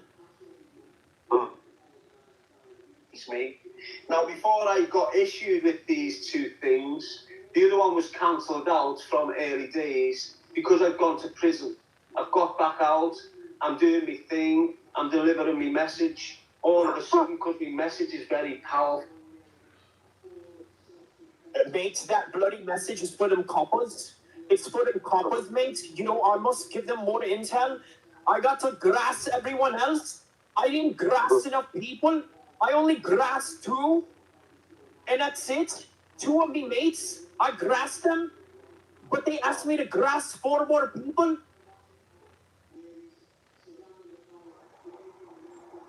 Is panic mode for the UFC. And what exactly is that panic mode consisted of? Firing people that are undefeated, that are not exciting, promoting people that need to be promoted because, well, okay, let's take, for example, Joe Pfeiffer, right? He's number 15, and he's taking on Israel Adesanya at number 6. Does anybody ever ask the question as to why this is going on? I think the answer is simple. They need American stars in the UFC, and Joe Pfeiffer is that person that can fill that void, right? He can fill that void if he beats Israel Adesanya. Because I'll tell you right now, one of the biggest things that people are complaining about in the UFC offices right now is that there isn't much American stars. And here's the thing, believe it or not, the UFC can survive without American stars because they don't need them. What they need is just people that are willing to put asses in seats, whether that's American, whether that's Dagestani, whether that's English, whether that's French, whether that's German. Anybody that can put asses in seats, they need them. That is why the UFC is no longer a meritocracy. Mark Haney says, why is everyone so mad at the UFC wanting American stars at the White House event? Because a lot of people don't understand that American stars are sort of dwindling down in the UFC, right? And so they still think that being an American gives you a certain type of privilege in the UFC. In fact, it doesn't. Think about this, right? The pay in the UFC is not good enough for you to have a quality of life in the United States, especially at an entry level, where you got guys making 10 to show, 10 to win, or sometimes even 20 to show and 20 to... It's not enough. It's not enough for these guys because that money goes away rather quickly. These guys, a lot of the Dagestanis, even the Brazilians, they have a low cost of living in the part of the world that they're from. And then on top of that, if you are with a team like Charles Oliveira or Khabib, rest assured you're going to have a team behind you where they're going to provide you with a dorm. They're going to provide you with some living accommodations. And then on top of that, maybe even some cheaters hate this web and food and every type of resources that you need as a fighter. Mark Haney says, to be fair, it's all privilege. It's not a right for any fighter to fight in a UFC. It is a privilege. That's a very good assessment right there. He says, Rams or Seahawks. Sorry, no, I don't follow much football, but let me know what team you wish to win. Yeah, you're absolutely right about that, Mark Haney. You know what? Here's another thing that a lot of people complain about, right? They complain about fighter pay. And you know what? What you said right there, Mark Haney, that is correct, right? To be fair, it's all a privilege. It's not a right for any fighter to fight in the UFC. It is a privilege. He says that wouldn't be a privilege. I wouldn't be mad if a Russian UFC wanted Russians at their event. That wouldn't be privilege then. Yeah. Well, the reason why they're trying to have stars, or why they're trying to bring in Americans to have a White House fight card is because they want to use that to catapult the next generation of American stars. Let's think about this, right? John Jones is gone. Dominic Cruz is gone. TJ Dillashaw. Who else?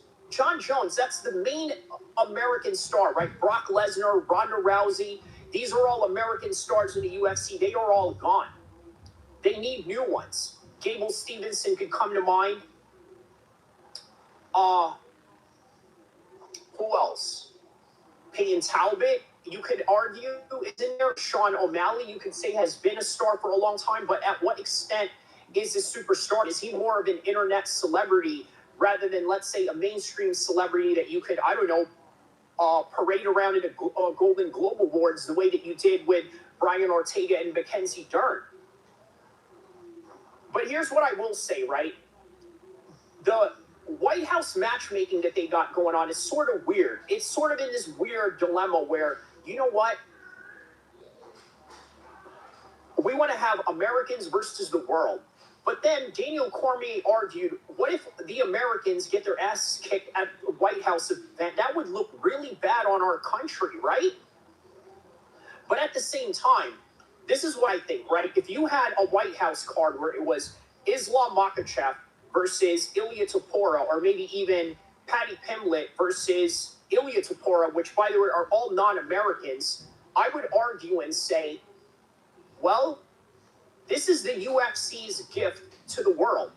Because by the end of the day, no matter how much international superstars the UFC has, the UFC is still an American sport, or at least an American heavily promoted sport, and as such, it is our gift to the world.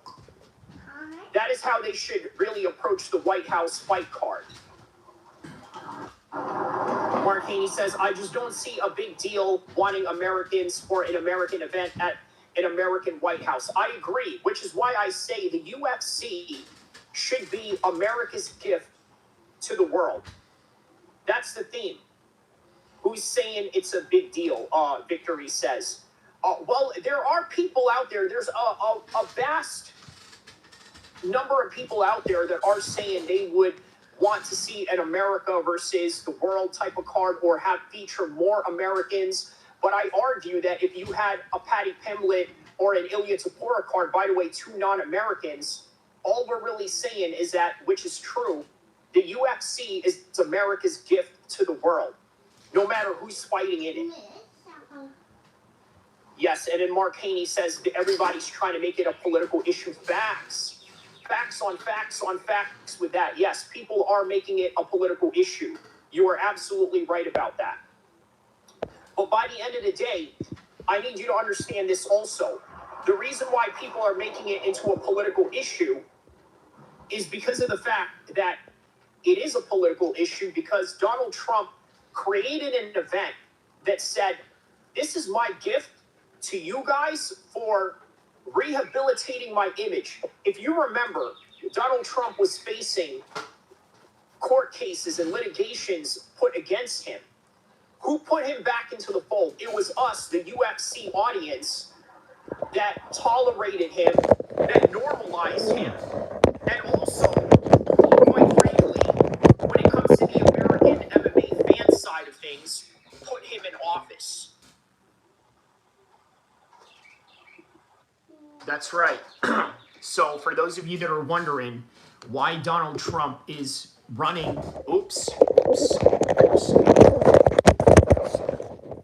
sorry about that. Okay. As I was saying, for those of you that are wondering why Donald Trump is putting on a UFC event at the White House, back on. Okay. What is this? Okay, are we back on? Okay, sorry about that. All right. Let's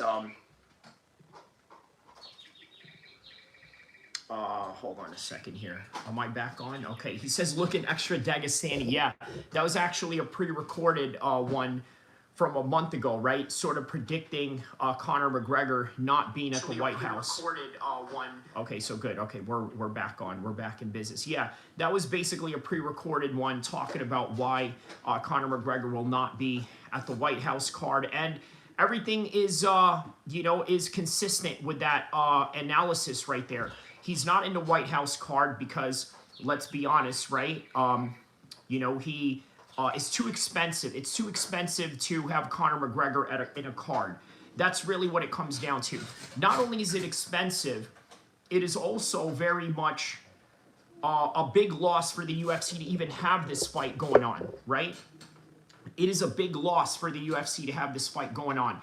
And as a result, this is what they have to do. They have to put Conor McGregor in the backseat and say, hey, you know what? We need to have you come here later on down the line when it is feasible for us to have you in here.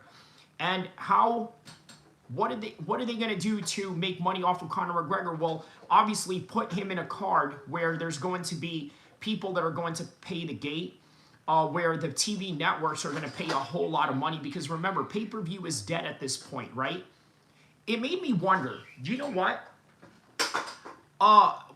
Dana White, when he was dissing Top Rank, when he was dissing Golden Boy, I was thinking, you know what? Why is it that these guys don't have fights going on? I'm like, well, there it is. The reason why they don't have fights going on right now is because they're trying to re-strategize their plan. Top Rank does not have a TV deal. Golden Boy, I don't think, has a TV deal. I think they are with DAZN.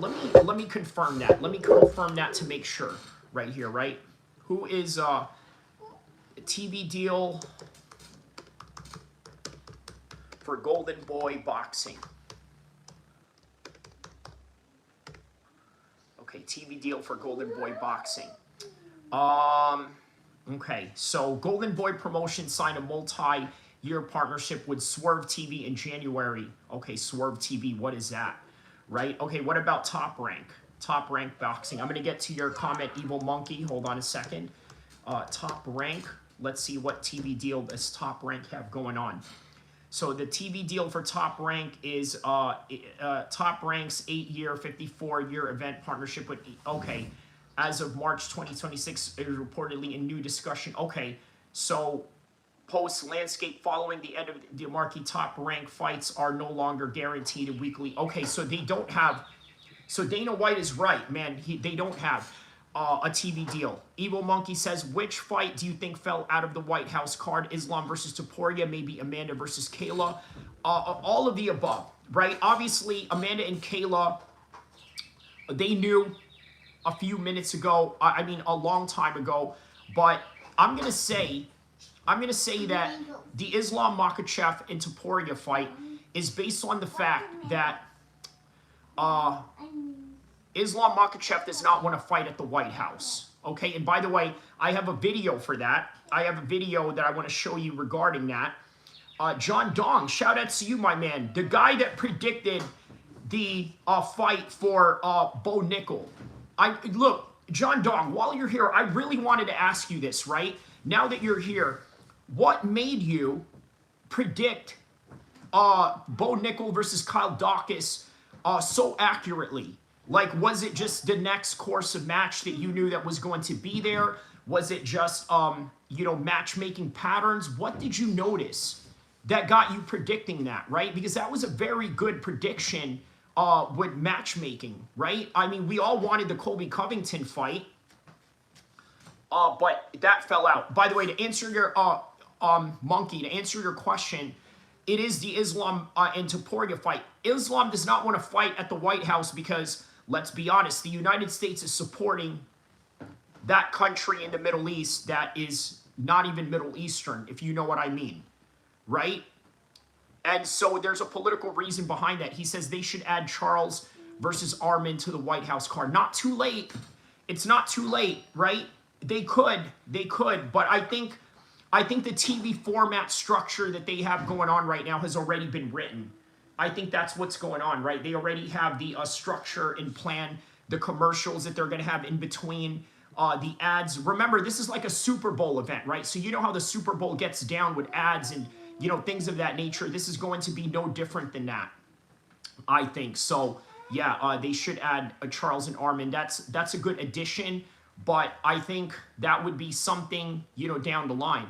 He says all over opinions of the card is that it's a major letdown.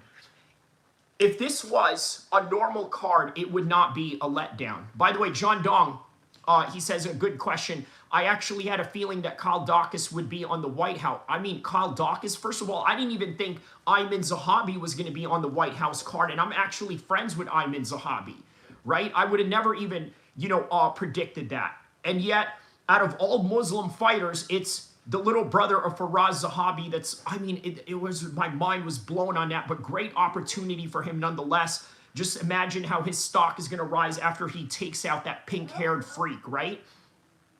Okay, because one of the only fighters in the roster who's American on a win streak and entertaining. My goodness, man. That is amazing, man. That is amazing right there. So, William Garlick, you're going to be sent to the Shadow Realm. We're not here to deal with your stupidity, especially for a guy that doesn't have a profile pic. I'm going to go through it right now. John Garlick, or what's his name? William Garlick. You don't have $5,000 in your bank account. You got underlying health issues to which you can't deal with because you don't have health insurance. You got your check engine lights on, lit up like a Christmas tree. And then you're going to have even more problems because now you can't get to your job, so you're going to be even more broke. And then on top of that, you got debt high up to the ceiling that you are going to be left behind. You're probably going to be homeless in a couple of years, if not in a couple of months, maybe days and weeks from now. Boom, you're roasted, sent to the Shadow Realm. You can say whatever you want, think whatever you want, but guess what? You can't respond back because I just removed you out of my chat, out of my sight, and that's what it is. Here's the facts, guys. Here's the facts. If you're not a tier 1 military operator, you're not a pro fighter, you're not a Tukey Williams level gangbanger, you will never be able to do anything to me. You will always be a bum compared to me and my homies. I'm physically superior than you. Deal with it. I'm a jack North African Arab boy with black man athleticism and white boy serial killer mentality. You shouldn't even be allowed to talk negative about me. I will dominate you. I will dominate you in front of your wife and in front of your kids. And I got supporters around the world that will destroy you from San Diego all the way to Ireland and all the way to Ohio. Allahu Akbar. Allahu Akbar. All right, anyways, yes. Yeah, I don't know what the F is wrong with people. Sorry about that. No, it's all good. I love it. They make the show. They make the show. They help me. They help me. So thank you for that. He says, and then I looked through the middleweight rankings and thought to myself that Dawkins and Nickel might be next. Man, yo, listen, let it be known. John, you know, absolutely predicted this fight down to the T. All right, guys, speaking of Islam Makhachev, I told you that Islam Makhachev is not in this fight because of political reasons, okay? And I'm going to show you why right now, okay? We're going to show you a video about Islam Makhachev and why he's not at the White House fight card. Islam White House. Here we go.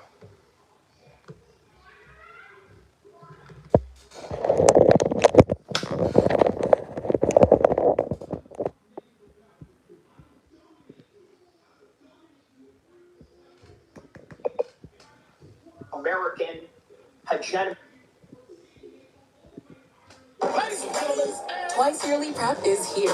One office visit every 6 months, 2 times a year. That's a good question. I like the system.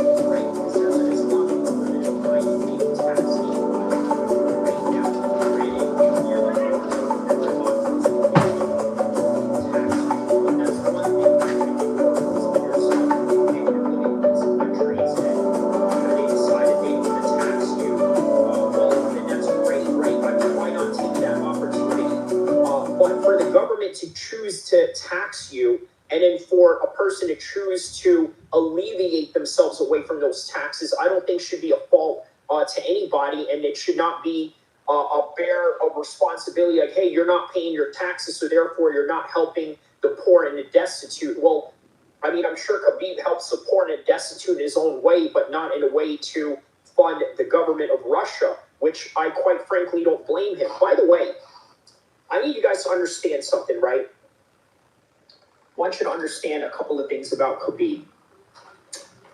He told Islam that he doesn't want him to fight at the White House. You know that?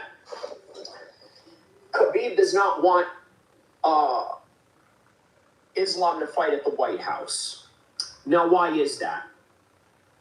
Well, the reason why he doesn't want him to fight at the White House is because there's a lot of political implications behind it. I really mean that. There's a lot of political implications behind why he does not want him to fight at the White House. Okay? And those political implications deal with the fact that America is friends with Israel. And not only is America friends with Israel, America has supported the genocide of Muslims around the world. And let's not forget the Iraq War. Everybody talks about Israel, right? How Israel is, the big bad wolf of the Middle East. Well, what about America? Well, you can argue that America sort of was propelled by Israel to do these things. I mean, I don't know how accurate that is, but you can certainly make that assumption.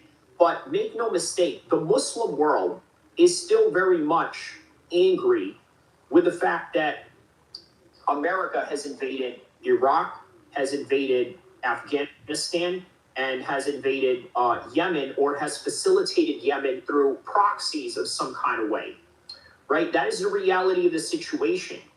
Khabib has his reasons why he does not want Islam Makhachev to fight at the White House. Now, you're probably wondering, well, didn't Khabib meet Donald Trump?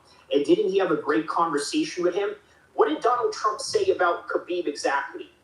Right? He said something very interesting about Khabib. Let me see if I can pull that up right here. While I read these comments, David Rivera says, I'm back. Welcome back, my man. Fresh Melon Juice says, Serious F. Apparently not more than Arabs. I don't know what that is in reference to. He redacted his statement on that one. But okay, let's hear what Donald Trump had to say about Khabib. Let's hear what he had to say about Khabib here.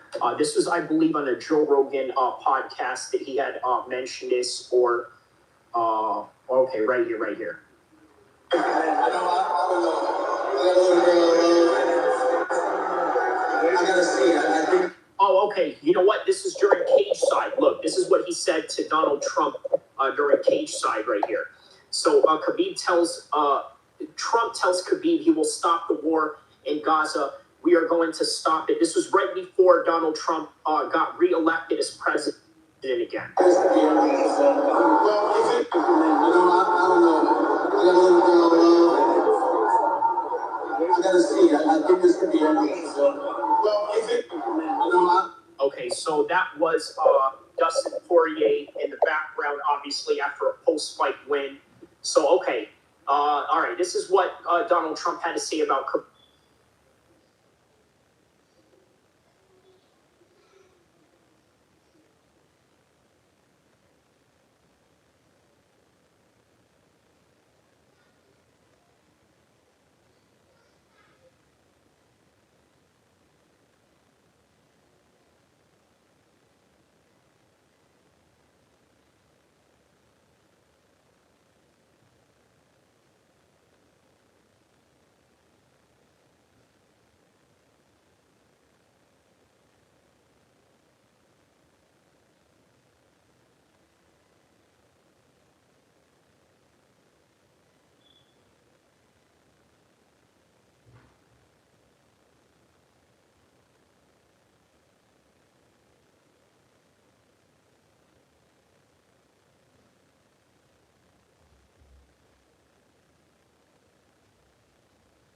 So there it is. Very smart guy, very interesting guy. Okay, so he takes a liking to Trump.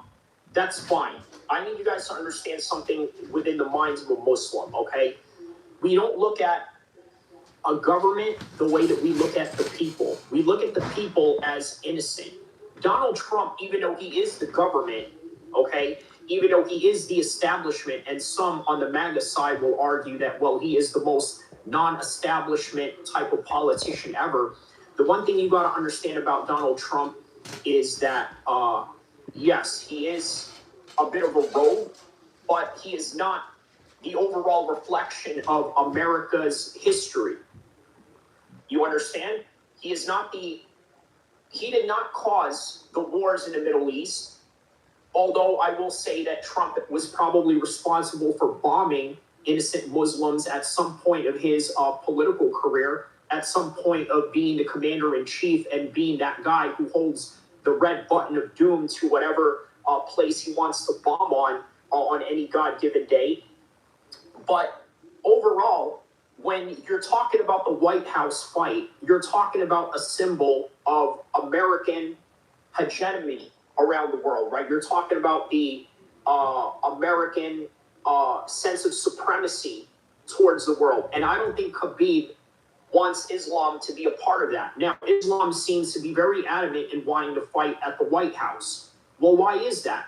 Well, him and Khabib are two different people, but at the same time, he also listens to everything that Khabib says. So if Khabib says that I don't want you to fight at the White House, he's not going to fight at the White House. He listens to Khabib because even though he is a double champion, by the end of the day, Khabib is still the commander-in-chief of Team Eagle in the not only in the training room, but also the commander-in-chief of their team when it comes to prayers. If you ever notice, Khabib leads most of the prayers, and that's not by accident. It's because he knows the Quran, memorizes the Quran more than anybody else in the team, and that is the reason why he is not only world champion, but that is also the reason why they have him lead the prayers as a result of that. So what I'm trying to say is that Islam Makhachev has a great chance of not fighting at the White House because of political reasons. And I just explained to you the political reasons and the Muslim sentiments they have for the American government, not the American people. And I need you to understand that, right? When I was in Egypt and I visited Egypt, one of the most common things that I would hear from people when they say, oh, you are from America, Wahish, America. You know what Wahish means? Means bad, no good, right? Or evil or some sort, right? That's how they see America. But when they say that, they are not talking about me as an American, and in particular an American who's Muslim. They are not talking about regular Americans or just, regular Joes or regular Marty Millers of America. They are literally talking about the U.S. government. So when Khabib says that he doesn't want Islam Makhachev to fight at the White House, this is the reason why. This is the overall sentiment of Muslims around the world. Now, you got to remember, the world that we live in right now is very much different from the 9/11 era. During the 9/11 era, right, most Arabs, Muslims, and people of that persuasion were heavily discriminated. And based on paranoia, based on trauma that had happened in 9/11. But now we live in a world where Turki al-Sheikh, okay, a Saudi royal deputy, is now running boxing. And now Mohammed bin Salman, his boss, his childhood friend that he grew up with, a guy that he served with in the apparatus of military intelligence with, the Saudis' intelligence service, and a guy that he grew up with watching hours and hours of WWE wrestling and boxing and MMA, is now the head of that country, even though his father, who's the king, is still alive. Mohammed bin Salman is really running everything. So he goes from being the minister of defense to literally being the head of state, right? While still holding on to those positions as well. Nonetheless, very influential. They have Trump in their back pocket. They're doing deals around the world. They are holding leverage and power over Russia and America. So it's safe to say that not only are the Saudis running boxing, MMA, and now WWE, but the majority of the people that are dominating MMA are now Muslims. And guess what? We now live in a world where it's cool to be Muslim. The one thing you got to understand, though, it doesn't change the fact that the overall sentiments that Muslims have is still there. And if you're wondering why Islam Makhachev is not going to fight at the White House, this is why.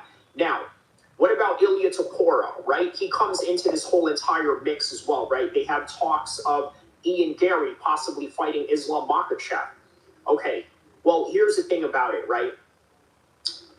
Ilya Topora is looking to drop his belt. He doesn't want to fight Paddy Pimblett in January. He doesn't want to fight Justin Gaethje. Maybe they're going to vacate the belt, have Ilya Topora move up to fight at 170, fight against Islam, and nowhere near will that fight be landing at the White House. Not whatsoever. Maybe just right before the White House, maybe a May card, maybe an April card, somewhere after Ramadan. But make no mistake, there is a great chance that Islam Makhachev is not going to fight at the White House. Now, him and Khabib are the opposite. As I've told you, Khabib is the commander-in-chief of that team. Everybody does what he says. But why did Islam even say or initiate that he said he wanted to fight at the White House? Well, all politics aside, there's a prestige that comes with that. And with that prestige, obviously, there is glory and sports glory behind that. But by the end of the day, yes, they go for sports glory like anybody else. Yes, they go for greatness like everybody else. But by the end of the day, understand this. Khabib is a Muslim through and through. And what I mean by being a Muslim through and through is that he is going to hold the sentiments of Muslims around the world, which means that Islam Makhachev will not fight at the White House. Simpletons that see your sense of reasonability as a sign of wokeness. This is an intellectual sloth way of living. Blessing to you, my British man, Sacramento, CA. Can I say, Kyrie is a fantastic MMA career, and I'm not just glazing him, because he has obviously illuminated the fact that I am an intellectual giant. Shout out to you, sir. But Kyrie does have a phenomenal YouTube channel, really good career. He has a beard that anyone would be jealous over, especially me, as somebody who cannot grow one. Shout out to Kyrie, really good career. Give the guy a sub. He definitely deserves it. Another person who has a reasonable, well thought out takes.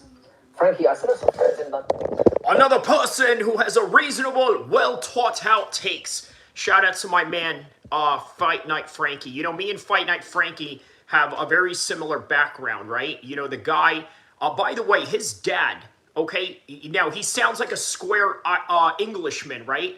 The dude comes from a super gangster background. His dad was a commander in the IRA, the Irish Republican Army. Okay, the same group that terrorized the British government, you know, in order to fight for the independence of Southern Ireland. And guess what? Being that I was born in Libya, my uncles probably strapped up his uncles, because during that time it was Libya that was strapping up the whole entire IRA organization.